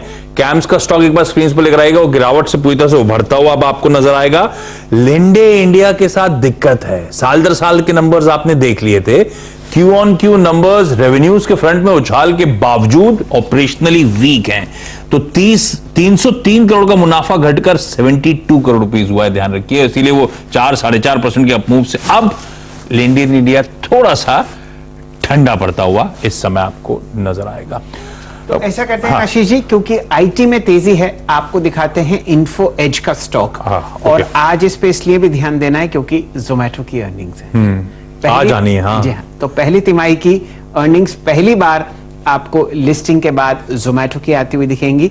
जोमेटो एक इन्वेस्टमेंट है इन्फो एज का, आप देखिए फिलहाल 5450 पर आपको 124 रुपए ऊपर ट्रेड करता हुआ दिख रहा है, उस वक्त जहां पर नॉर्मली आपको मायूसी बाजार में आती हुई दिख रही है। 5462 अब होता हुआ स्क्रीन पर, और फ्यूचर्स में आप देखिए ये मेरे ख्याल से जी हाँ प्रीमियम पे ही ट्रेड कर रहा है, तो कोई ज्यादा चिंता की विषय नहीं है।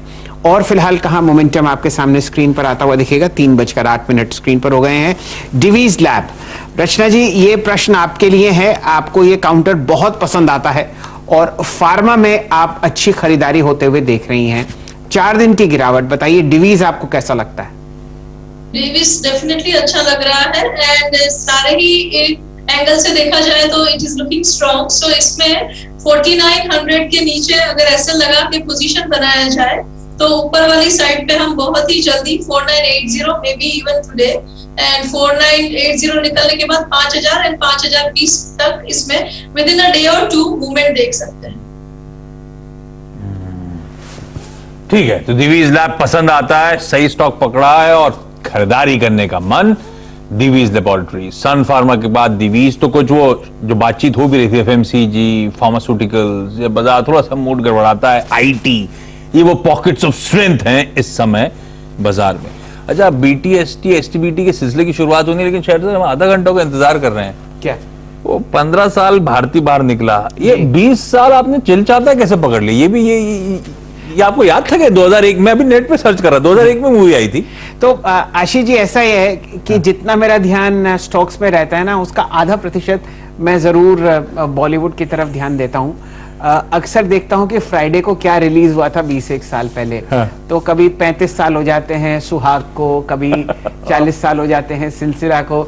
ये सारे शोज और पिक्चरें हम लोग एक छोटे से शहर में जाके देखते थे सिनेमा घरों में, और बढ़िया मूड लगता था। दिल चाहता है मेरे ख्याल से एक आइकॉनिक मूवी थी 2000 के दशक में, जब ये पिक्चर आई तो बहुत पॉपुलर हुई, और मेरे ख्याल से फरहान अख्तर साहब की ये पहली पिक्चर थी डायरेक्टोरियल वेंचर, और कोई नहीं है ऐसा हमारे पैनल में जिसने दिल चाहता हो नहीं देखी। गावा साहब से एक बार कंफर्म कर लेते हैं। प्रकाश जी, हाँ जी, दिल चाहता है मैं देखिए 2-3 बार देखी है और मुझे हमेशा अच्छी लगती है, गाने बहुत ही बढ़िया थे। जी जी, अब ब्यूटीफुल सॉन्ग, लवली। और फरहान तो हमारे घर के पास में ही रहते थे, मुझे पता है कि वहां पर रास्ते पर क्रिकेट खेलते थे, तो उन्होंने टिकट भेजा था घर पर, इतना ध्यान है मुझे, तो हमने कहीं देखी थी फिल्म। तो आप देखिए हम लोगों ने मारी एक बाउंसर और उसको फ्रंट फुट पर गावा साहब ने तब्दील किया एक सिक्सर पर, और हम लोग तो सोच रहे थे गावा साहब ने देखी नहीं होगी, वहां पर पता चला अख्तर साहब ने टिकट भेजा है। गावा साहब जलवे हैं, वो बताते हैं सलमान की कोई भी मूवी आती है तो रेड कारपेट के लिए गावा साहब को बुलाया जाता है जी। मेरे को लगता है फरहान की बॉल आई होगी क्रिकेट की, गावा साहब ने वापस नहीं करी होगी, तो इसीलिए उसको टिकट लाल कलर की होती है बॉल। जी जी। अच्छा, दिल चाहता है तो मुझे वो याद आता है, वो क्या नाम थे तीनों कैरेक्टर्स के, आकाश, सिड और समीर। हाँ। खुली गाड़ी गोवा, तो सब हमारे सबका सपना था यार ऐसी एक ट्रिप मारेंगे गोवा। चलिए गाड़ी मेरे पास है, आप बस छुट्टी का इंतजाम करवाइए। महिला भी कुछ कहना चाहते हैं? मैं भी तैयार हूँ। गावा सर गाड़ी आप ही की बात कर रहे थे मैं तो पिछले हफ्ते भी तैयार था। जी जी। तो ऐसा करते हैं, रचना जी ने ये पिक्चर देखी जब वो कॉलेज में थी, तो उनसे जुड़ते हैं और जानने की चेष्टा, एक्चुअली वो भी बहुत बड़ी बॉलीवुड फैन है। तो रचना जी, दिल चाहता है, बताइए कोई ऐसी याद जो आपकी जुड़ी हुई हो 20 साल पहले। जी, दिल तो हमेशा ही चाहता है कि दिल चाहता है कि बातें करे और ऐसी सब बातें करे, कौन चाहता है हमेशा निफ्टी की बातें करे। बट एनीवेज दिल चाहता है मूवी देखी है, और नहीं बताऊंगी कि कब देखी है, बट यहाँ बहुत एंजॉय करी है। The movie was special in more than one way, not just songs, not just the message of friendship which was very nicely conveyed, but movie was also very well known for making a mark for the styling part. बड़ी ही unique hair style वगैरह लेके आए थे उस movie वगैरह में, and उस time पे उस चीज का भी बड़ा एक हवा मच गया था। And even the destinations of Goa जो वहां पे दिखाए गए थे वो भी बड़े पॉपुलर हो चुके थे उस टाइम पे, सबको वहां जाना था कि जो वहां पे दिखा था मूवी में and all. So it was interesting from many angles. तो ऐसा हुआ, और आप ये सब बातें कर रहे हैं उसी टाइम पे पीवीआर ऊपर जा रहा है। हम भी वो खोल के बैठे हुए हैं हम भी खोल के बैठे हुए हैं। ये जो तार झनकते हैं ना, ये शहर की दूरी नहीं देखते आशीष जी, आप समझ लीजिए। हम लोग बात करना चाह रहे थे पीवीआर की और रचना जी ने हमसे पहले ही पकड़ लिया। तो रचना जी, आप ही की बारी। 8,10,000 शेयर आपके सामने ट्रेड हो चुके हैं। बताइए पीवीआर पर ओपनिंग अप ट्रेड आपको कैसा लगता है?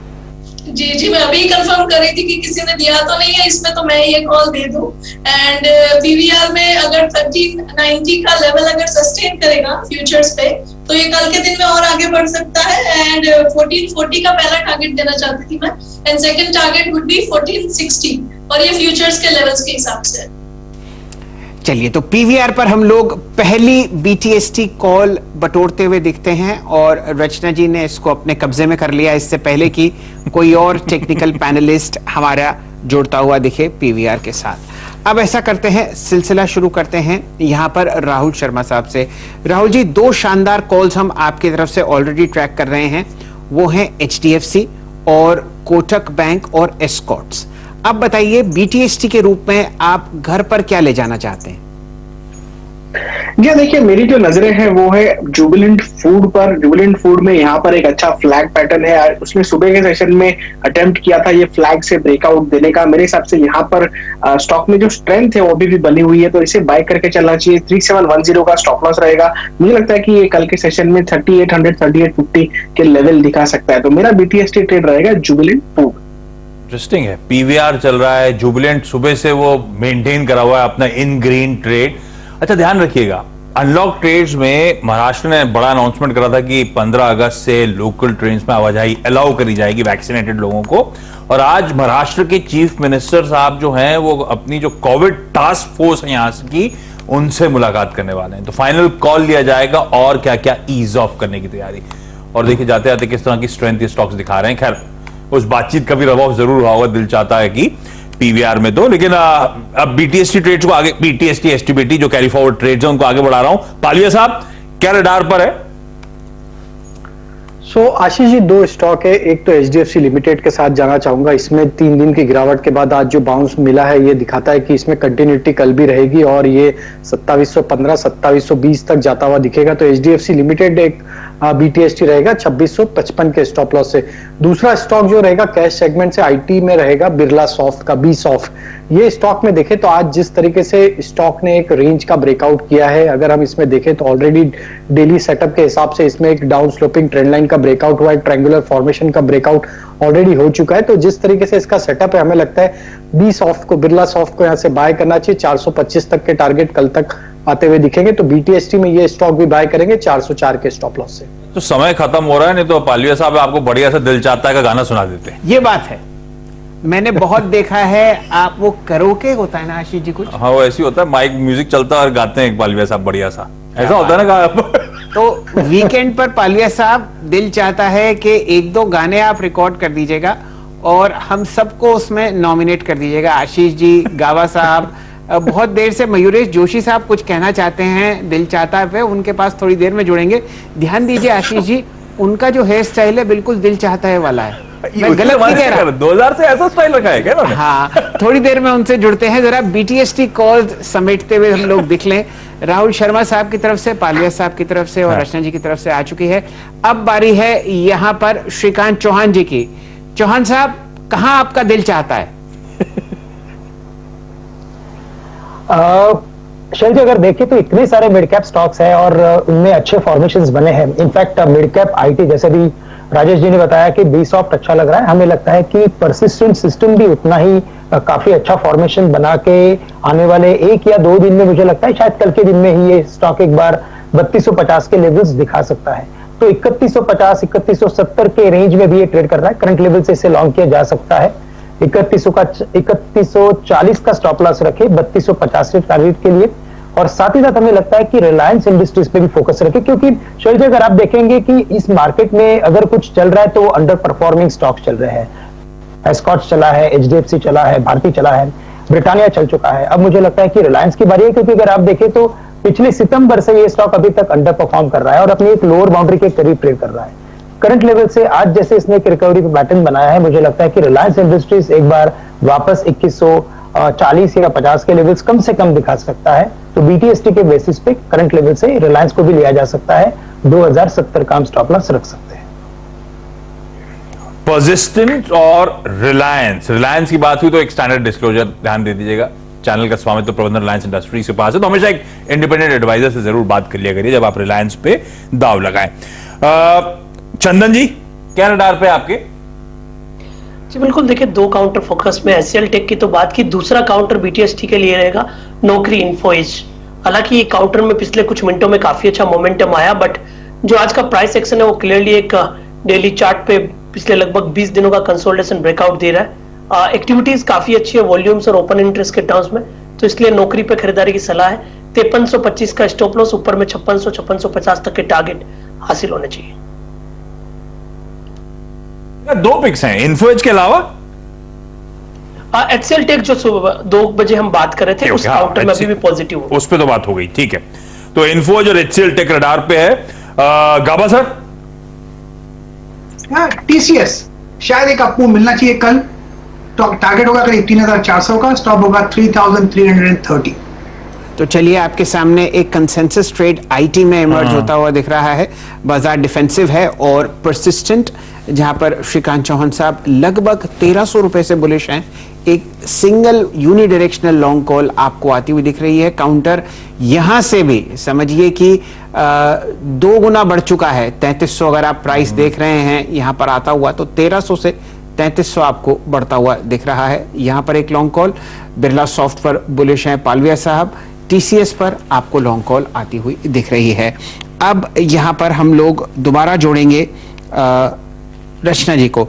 रचना जी, कोई रणनीति आपको शॉर्ट साइड पर दिखती हो जहां पर बिकवाली आपको बढ़ती हुई दिख रही है, रिकॉर्ड हाई से मुनाफा वसूली? जी, अगर ये IRCTC की बात करें तो उसमें आज थोड़ी सी मुनाफा वसूली शुरू हुई है, और क्योंकि ये बहुत बढ़िया तरीके से चला है तो थोड़ी प्रॉफिट बुकिंग हो सकती है यहाँ पे। एंड अगर ये 2637 पे है फिलहाल फ्यूचर्स पे, और अगर ये 2680 के नीचे रहेगा जब तक, तो ये फर्दर लोअर थोड़ा जा सकता है 2600 की तरफ। तो 40-50 रुपया का फर्दर फॉल यहाँ आ सकता है, which would be more probable अगर ओवरऑल मार्केट भी थोड़ा वीक बना रहेगा तब। परसों आनी IRCTC की वो ऑल इंपॉर्टेंट बोर्ड मीट 12 अगस्त की शायद स्केड्यूल्ड है। रिजल्ट्स के साथ साथ जो वो सब डिवीजन ऑफ शेयर्स पे विचार होना था, उससे पहले अच्छी मोमेंटम बना था। अब उस डी डे से पहले थोड़ी सी प्रॉफिट टेकिंग और शायद गहराती हुई प्रॉफिट टेकिंग आपको नजर आए। मयूरेश, आपके पास क्या है BTST STBT के तौर पे, या क्या लेके जाना चाहते हो? और दिल चाहता कि समय से ऐसा हेयर कट है क्या? तो पहले तो कॉल दूंगा। आई थिंक IT काफी अच्छा लग रहा है। विद इन IT KPIT पे थोड़ा ध्यान देना चाहिए। कमेंट्री बहुत अच्छी थी post numbers Ashish ji. I think जो एक्सपेक्टेशन हम बांध के रख रहे हैं in terms of revenue growth, mid teens में रेवेन्यू ग्रोथ एक्सपेक्ट कर रहे हैं कांस्टेंट करेंसी में 15 से 16% के आसपास। EBITDA margins between 16.5-17%। 880 करोड़ की कैश बुक्स पे है। जो टेक्नोलॉजी से डेवलप कर रहे हैं, हाइड्रोजन गैसेस, आई थिंक जो अपकमिंग टेक्नोलॉजी है, ऑटोमेशन को रिलेटेड टेक्नोलॉजी है, यहाँ पे इन्होंने जोरदार क्लाइंट्स ऐड किए हैं और ये दर्शा रहे in terms of their ROEs as well. Dividend yield around 0.5 जो अच्छी तरह से ग्रो हो सकती है around 0.75-1% in the next 1 year और सो। मुझे लगता है आई थिंक KPIT एक बढ़िया पिक हो सकती है। दिल चाहते के लिए I think shelter is absolutely right. I think वो मूवी के टाइम पे जो बाल के आए थे वो अभी भी मैं वैसे ही रखता हूँ, ट्राई करता हूँ। जो उसे स्पाइक कहते थे, आई थिंक बाल को स्पाइक करना है, जेल लेके आते थे, बाल को लगाते थे, तो काफी खर्चे होते थे आई थिंक बाल पे। और इस बाल करने से वो स्टाइल भी आई थिंक जबरदस्त थी। दूसरा आई थिंक आप फरहान अख्तर के ट्विटर हैंडल पे जाइए, शेल्टर आशीष एग्जैक्टली, और वो फिल्म लॉन्च कर रहे हैं डायरेक्टोरियल वेन्यू, जी ले जरा, प्रियंका चोपड़ा, कटरीना कैफ और आलिया भट्ट। जी क्या बात है। देखिए इसे कहते हैं बॉलीवुड की जानकारी।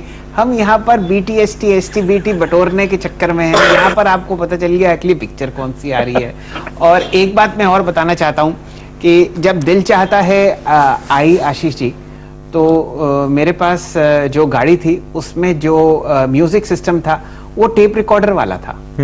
तो वो कैसेट खरीदते थे हम, वो 70-80 रुपए की, और वो डालते थे, फिर वो इजेक्ट करके, अच्छा नहीं तब तो वो वाले आ गए थे कि वो दोनों साइड प्ले कर लेता था। तो वो जमाना था। और आप देखिए कि अब आप इतने से आईपॉड में, तब आईपॉड लॉन्च नहीं हुआ था। तो आईपॉड एक्चुअली दिल चाहता है कि बाद आया है। और वो पलटने वाला तो मुझे याद सब आता है, वो एक जिद्दी आई थी मूवी सनी देओल की, कम्मो। तो उसमें ए साइड और बी साइड अगर आप रिवर्स करते ए साइड का गाना खत्म होता तो बी साइड फिर आपको कम्मो मिलता था। तो टेप निकाला, घुमाया, फिर वही शुरू गाड़ी में खो रहे हैं हम लोग, बाजार में फोकस करते हैं।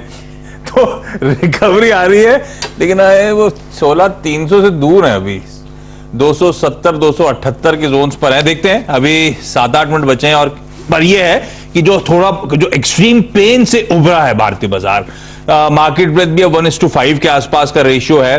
पेन आया मेटल्स में, वो अभी भी क्लोजिंग पे आपको नजर आएगा। सीमेंट एज अ स्पेस पे थोड़ा दबाव देखने को मिला था, तो श्री सीमेंट स्क्रीन पे 4-5, वो खैर शैल सर रैप करेंगे तब उस पर बातचीत, लेकिन सीमेंट पे कई सारे सेल कॉल आए थे। ये पालिया साहब, श्री सीमेंट जरा देख के बताइए, ये नंबर्स अच्छा है। अच्छा, श्री सीमेंट की हाईलाइट है, हर क्वार्टर जो एक्सपेक्टेशंस होते हैं उससे बेहतर डिलीवर करके देता है, लेकिन आज तो खैर प्रॉफिट टेकिंग का मूड अक्रॉस द बोर्ड था। पालिया सर, कैसा है श्री सीमेंट? तो बिल्कुल आशीष जी, देखिए प्रॉफिट बुकिंग तो जरूर हुई है स्टॉक ने, और लेकिन इसमें श्री सीमेंट के सेटअप के हिसाब से देखें तो इसने एक नियर टर्म सपोर्ट जरूर तोड़ दिया है। आज के सेटअप के हिसाब से देखें तो 2700 27,600 ये लेवल था, इसके नीचे आज ये क्लोज कर रहा है, तो ये एक नेगेटिव है नियर टर्म सेटअप के हिसाब से। हमें लगता है कि थोड़ा और प्रेशर इसमें एक्सटेंड हो सकता है। 26,900 और 26,750 ये दो लेवल और हम लोअर साइड पे देख सकते हैं। ओवरऑल लॉन्ग टर्म सेटअप तो पॉजिटिव स्टॉक का, बट नियर टर्म सेटअप के हिसाब से थोड़ा प्रेशर और बनेगा। 300-400 रुपए की गिरावट यहां से बन सकती है। ये आपके सामने श्री सीमेंट पर एक कॉल आता हुआ दिख रहा है। 4 डिजिट का नुकसान, 4% नीचे ये काउंटर आपके सामने, नतीजों के बावजूद आपको इस तरीके का लाल निशान दिख रहा है। चलिए ऑलमोस्ट समझिए 3:25 हो गए हैं। एक व्यू हम लोग ले लेते हैं यूरोपियन मार्केट्स का चार्ट चेक, और उसके बाद देखते हैं यूएस फ्यूचर्स किस तरीके से काम करते हुए दिख रहे हैं। फ्लैट ट्रेड आपको यूरोप में दिखेगा। जर्मनी का इंडेक्स सिर्फ 11 पॉइंट ऊपर, आपके सामने ब्रिटेन में 14 पॉइंट नीचे आपको ट्रेड करता हुआ दिखेगा फुटसी, और इसी तरीके से फ्रांस के बाजार जो हैं वहां पर कोई खास मूव नहीं है। यूएस फ्यूचर्स हल्का सा लाल निशान, कोई चिंता का विषय नहीं, लेकिन आपने जो मुनाफा वसूली उच्चतम लेवल पर आती हुई देखी है निफ्टी में, वो अब आपके सामने स्क्रीन पर आती हुई दिख रही है। वैसे तो 18 अंक ऊपर फिलहाल आपको निफ्टी ट्रेड करता हुआ दिखेगा, और ये उम्मीद हम लोग करते हैं कि हरे निशान में ही बंद हो, लेकिन एक जो उम्मीद और आस थी कि आपको 16,310 दिखेगा, वो आपको दिन में ही दिखा, और उसके बाद हल्की सी मुनाफा वसूली रिकॉर्ड लेवल्स पर आती हुई। कंट्रीब्यूटरी स्टॉक्स में आपने पहले 4 काउंटर्स पर लॉन्ग कॉल्स का लुत्फ उठाया है हरे निशान में, और बिकवाली की तरफ आपने टाटा स्टील पर श्रीकांत चौहान साहब की तरफ से एक खरीदारी की राय आती हुई देखी है। तो ये सूरत हाल है निफ्टी का। चंदन जी, आप हमारे साथ जुड़े हुए हैं, बताइए कुछ करना है ऑप्शंस ट्रेड में निफ्टी पर? जी देखिए, बाजार में ऊपर के लेवल से गिरावट हुई, बट अच्छी बात यह है कि ऊपर के लेवल की जो सप्लाई है उसको ऑब्जर्व करके नीचे के लेवल से बाजार में वापस खरीदारी बन रही है। और सेकंड अच्छी चीज यह है कि volatility index comparatively lower level पे है, तो गिरता हुआ और नीचे की तरफ होल्ड करता हुआ वोलेटिलिटी इंडेक्स इंडिकेट कर रहा है कि बुल्स की कमांड में है और डिप्स पे खरीदारी के मौके ढूंढेंगे। हमारा ऐसा मानना है कि जब तक 16,180 16,200 का लेवल होल्ड करता है, निफ्टी में अभी भी 16,400 16,500 तक के लेवल इंटेक्ट है। हालांकि रफ राइड बाजार में जरूर रहेगा, इसके लिए आप ऑप्शंस के साथ ट्रेड कर सकते हो। तो ऑप्शंस में ट्रेड करने के लिए आपके पास में 2 तरीके, या तो 16,250 और या फिर 16,300 की स्ट्राइक की फोकस करो। यहाँ पे मैं 16,250 की कॉल पे फोकस करूंगा, जो 12 तारीख यानी इस वीकली एक्सपायरी के जो कॉन्ट्रैक्ट है, तो 16,250 की कॉल लेने की सलाह रहेगी। अभी लगभग 67 के आसपास चल रहा है, यहाँ पे आप 35 रुपए के स्टॉप लॉस लगा के ऊपर में 105 तक के टारगेट्स लगा सकते हो। 16,250 की कॉल खरीदनी, और ध्यान रखिए जो पिक्स आए हैं उसमें रिलायंस इंडस्ट्रीज, उसमें टीसीएस, उसमें एचडीएफसी लिमिटेड, ये हेवीवेट कॉन्स्टिट्यूएंट जो है निफ्टी के, उस पे एक्सपर्ट्स बीटीएसटी करके जा रहे हैं। तो बेहतर है उस निफ्टी की तेजी को बनाने का एक बढ़िया तरीका आप लोग को आपकी स्क्रीन पे नजर आता हुआ 16,250 की कॉल लेके चले जाइए। बढ़िया अप मूव्स देने का ये कॉल दमखम रखता है। 2-2.5 मिनट का समय रह गया है। शैल सर, क्लोजिंग की शुरुआत करी जाए क्या? बिल्कुल आशीष जी, और जाते जाते आपके स्क्रीन पर दिखाते हैं किस तरीके से तेजी जो थी वो अब कमजोरी में तब्दील होती हुई दिख रही है। मन्नापुरम फाइनेंस में 187 रुपए का आप इंट्राडे लो लगते हुए देख रहे हैं।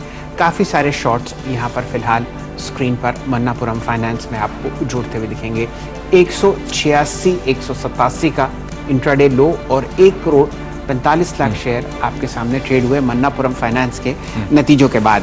फ्लैट क्लोज निफ्टी में बिल्कुल वही सूरत हाल बैंक निफ्टी में, और आपके सामने बिकवाली अगर दिख रही है तो आपको मिड कैप्स में दिख रही है।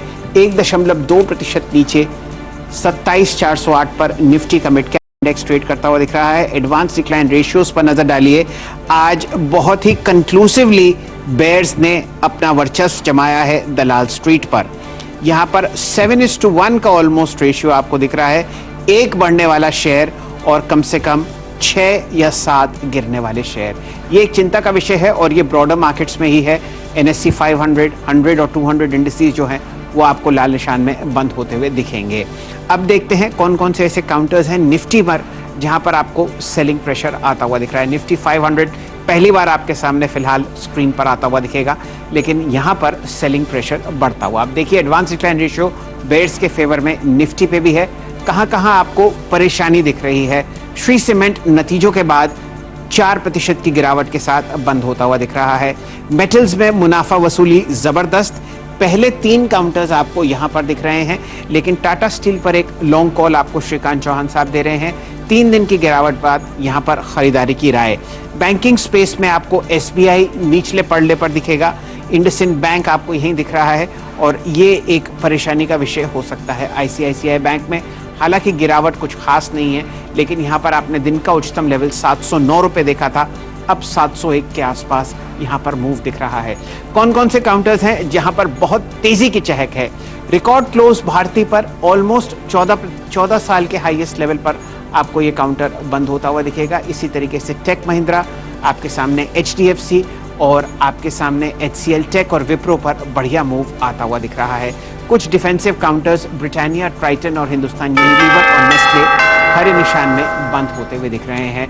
फ्लैट क्लोज निफ्टी और निफ्टी बैंक पर, गहरा लाल निशान निफ्टी मिड कैप पर और निफ्टी IT में फ्रेश रिकॉर्ड 31,690 के आसपास लगता हुआ दिख रहा है। डायरेक्टर साहब अब दिखाइए इंडिविजुअल IT स्टॉक्स जहां पर आपने बढ़िया मोमेंटम आते हुए देखा। हम लोग बिरला सॉफ्ट, परसिस्टेंट, TCS और HCL टेक और टेक महिंद्रा पर लॉन्ग कॉल ट्रैक कर रहे हैं। ये आपके सामने लगभग 1.25% ऊपर विप्रो, कोफोर्ज में 1% की तेजी, HCL टेक और ओरेकल फाइनेंस 1 और 1.5% ऊपर आपको ट्रेड करते हुए दिख रहे हैं। और कौन कौन से सेक्टर्स हैं जहां पर आपको बढ़िया मूव आता हुआ दिख रहा है। वीरेन जी ने सुबह नवीन फ्लोरीन में बहुत बढ़िया मूव पकड़ा था। BASF आपको 3% ऊपर बंद होता हुआ दिख रहा है। नतीजे बाजार को लक्ष्मी ऑर्गेनिक्स के बहुत पसंद आए। ये एक उभरता हुआ मिड कैप काउंटर है जो आपके पोर्टफोलियो में होना चाहिए और बहुत ही दिनों बाद न्यू जेन केमिकल्स के दर्शन हो रहे हैं। 1.5% ऊपर 910। मिड कैप फार्मा की जो चहक है वो आपके सामने दिख रही है। Newly listed counter Glenmark life sciences आपको पहले दिखा IPO प्राइस के नीचे, लेकिन अब वृद्धि 0.25% ऊपर आपको 764 पर ट्रेड करता हुआ दिख रहा है। शानदार मोमेंटम इप्का लैब्स में काउंटर रिकॉर्ड हाई की तरफ बढ़ता हुआ। सितंबर की FNO एक्सपायरी में आप इसको देखेंगे FNO में, और यहां पर लगातार तीसरे दिन ताबड़तोड़ तेजी। आज वृद्धि 4.1% की। स्ट्राइड्स फार्मा हम लोग 2.25% ऊपर देख रहे हैं 696, और ये काउंटर आपको काफी गिरावट के बाद बढ़ता हुआ दिख रहा है। नए मेहमान जो जुड़ते हुए दिखेंगे FNO में, हिंदुस्तान एरोनॉटिक्स, माफ कीजिए, सिंगल डिजिट PE पर यह काउंटर चल रहा है। इसकी जो टॉप लाइन है उसके मुकाबले ऑर्डर बुक 2.5 गुना है। इसको एनालाइज करना अति आवश्यक है। पॉलीकैब आपको बढ़िया मूव देता हुआ 1% और इंडिया मार्क में आपने 1.5% की वृद्धि देखी 7,340। ये सूरत हाल रहा कैश मार्केट्स का। FNO में क्या हुआ ये आपको बताते हुए दिखेंगे आशीष जी। जो सेक्टोरल पॉकेट्स की आप बात कर रहे थे उसमें आज IT में और टेलीकॉम, खैर वो भारती के चलते अच्छा मूवमेंट था। मेटल, सरकारी बैंक्स और रियल एस्टेट में दबाव था। वायदा में फ्रेश लॉन्ग्स बढ़िया बिल्डअप हुए एस्कॉट्स और भारती एयरटेल में। एस्कॉट 6.5% वायदा में उछाल, हमने बढ़िया सुबह से इस पे ट्रेड लिए थे, और भारती एयरटेल भी 3.5% का उछाल, 15 साल का ब्रेकआउट ये स्क्रीन्स पे आपको नजर आएगा। नंबर्स से पहले कल नंबर्स आने, कमिंस में बढ़िया मोमेंटम आया। वायदा में 0.25% की मजबूती के साथ ये स्टॉक खड़ा हुआ आपको नजर आएगा। और इन्फो एज की बात हुई थी, जोमेटो की अर्निंग्स आज आनी है, वायदा में ये स्टॉक भी 3% के उछाल के साथ इस समय कामकाज करता हुआ। और आईटी में और कुछ सिलेक्टिव बैंक्स में जैसे कि कोटक महिंद्रा बैंक वायदा में अच्छा बिल्डअप, अच्छी तेजी और रह के आउट परफॉर्म कर रहा है। टेक महिंद्रा हमने शो में पिक भी ली थी, 2.5% ज्यादा की मजबूती के साथ वो वायदा में कामकाज। दबाव सबसे ज्यादा वायदा में आया मणप्पुरम में, नंबर्स के बाद संभलने की कोशिश, उसके बाद एकदम से वायदा में 7.5% की कमजोरी के साथ फाइनली ट्रेड का कल्मिनेशन। और मेटल्स पिक्स तो आ रही है सिलेक्टिवली मेटल्स में, लेकिन नाल्को, सेल, जेएसपीएल इन सब में दबाव था कमोडिटीज पर से। तो मेटल्स के साथ साथ उसमें श्री सीमेंट और बाकी सीमेंट प्लेयर्स जोड़ लीजिए, इस पूरा कमोडिटी प्ले थोड़ा सा करेक्टिव मोड में नजर आया। इस नोट पर एक काम करते हैं, जितने सारे गेस्ट जुड़े थे आज के इंपॉर्टेंट बाजार में नेविगेट करने के लिए, उन सबका धन्यवाद। असित थे, असित तो पहले अपनी क्लोजिंग के लिए चले गए थे। रचना, राहुल, पालविया साहब, गाबा जी, चंदन, मयूरेश, श्रीकांत, आप सबका बहुत बहुत धन्यवाद। और हार गया हूं, रहने देते हैं रिटर्न्स को। नहीं नहीं, ऐसा नहीं है। अच्छा ठीक है। सीधा सौदा के रिटर्न्स आपके सामने स्क्रीन पर आते हुए दिखेंगे। ये आशीष जी हैं जो आपको इतनी शालीनता से बता रहे हैं कि उनके रिटर्न आज नीरज जी की टीम से कम रहे, लेकिन दोनों के पॉजिटिव रिटर्न थे। ध्यान दीजिए, आज बहुत ही वॉलेटाइल मूव था और इसके बावजूद हमारे दोनों कप्तानों की स्टॉक पिकिंग इतनी शानदार रही कि 1% की वृद्धि आपने नीरज जी की टीम से आती हुई देखी। और वो कौन कौन से काउंटर्स थे, जरा उन पर हम लोग नजर डाल लेते हैं। आपके सामने सोना BLW आता हुआ दिखेगा। जी हाँ, यहाँ पर आपने वृद्धि देखी है लगभग 2.3% की। ध्यान दीजिए, इंट्राडे हाई यहाँ पर 14% था। बच गए। बहुत खुश हो रहे थे आशीष जी जब धीरे धीरे ये स्टॉक नीचे खिसक रहा था कि देखो आज टीम का रिटर्न अच्छा होता दिखेगा। लक्ष्मी ऑर्गेनिक्स, जैसा कि मैंने आपको बताया, एक उभरता हुआ खिलाड़ी है, इस काउंटर पर आपको नजर रखनी है। नतीजों के बाद बढ़िया रिटर्न। ग्लोबल स्पिरिट्स, कुछ फर्क नहीं पड़ रहा इस काउंटर को कि क्या सेंटिमेंट है, फिर 5% ऊपर। यहां पर एक कॉर्पोरेट डेवलपमेंट हम लोग ट्रैक कर रहे हैं। ईस्टर इंडस्ट्रीज नतीजों के बाद 1% ऊपर। ये 4 बैट्समैन बहुत बढ़िया रिटर्न नीरज जी की टीम में आपको 1% देते हुए दिखे। अब आशीष जी की टीम में कौन से ऐसे खिलाड़ी थे जिन्होंने अपना परचम लहराया? नतीजों के बाद GSPL आपको ट्रेड करता हुआ दिखा 3.25% ऊपर। टिमकेन इंडिया में 6 गुना एबिटा बढ़ा। ग्रैंडमार्क लाइफ साइंस नया लिस्टेड है, डिप को खरीदा आशीष जी ने। और इंद्रप्रस्थ मेडिकल लॉस से प्रॉफिट की तरफ ये कंपनी बढ़ी और बढ़िया मोमेंटम यहां पर आपने देखा, 84 का इंट्राडे हाई।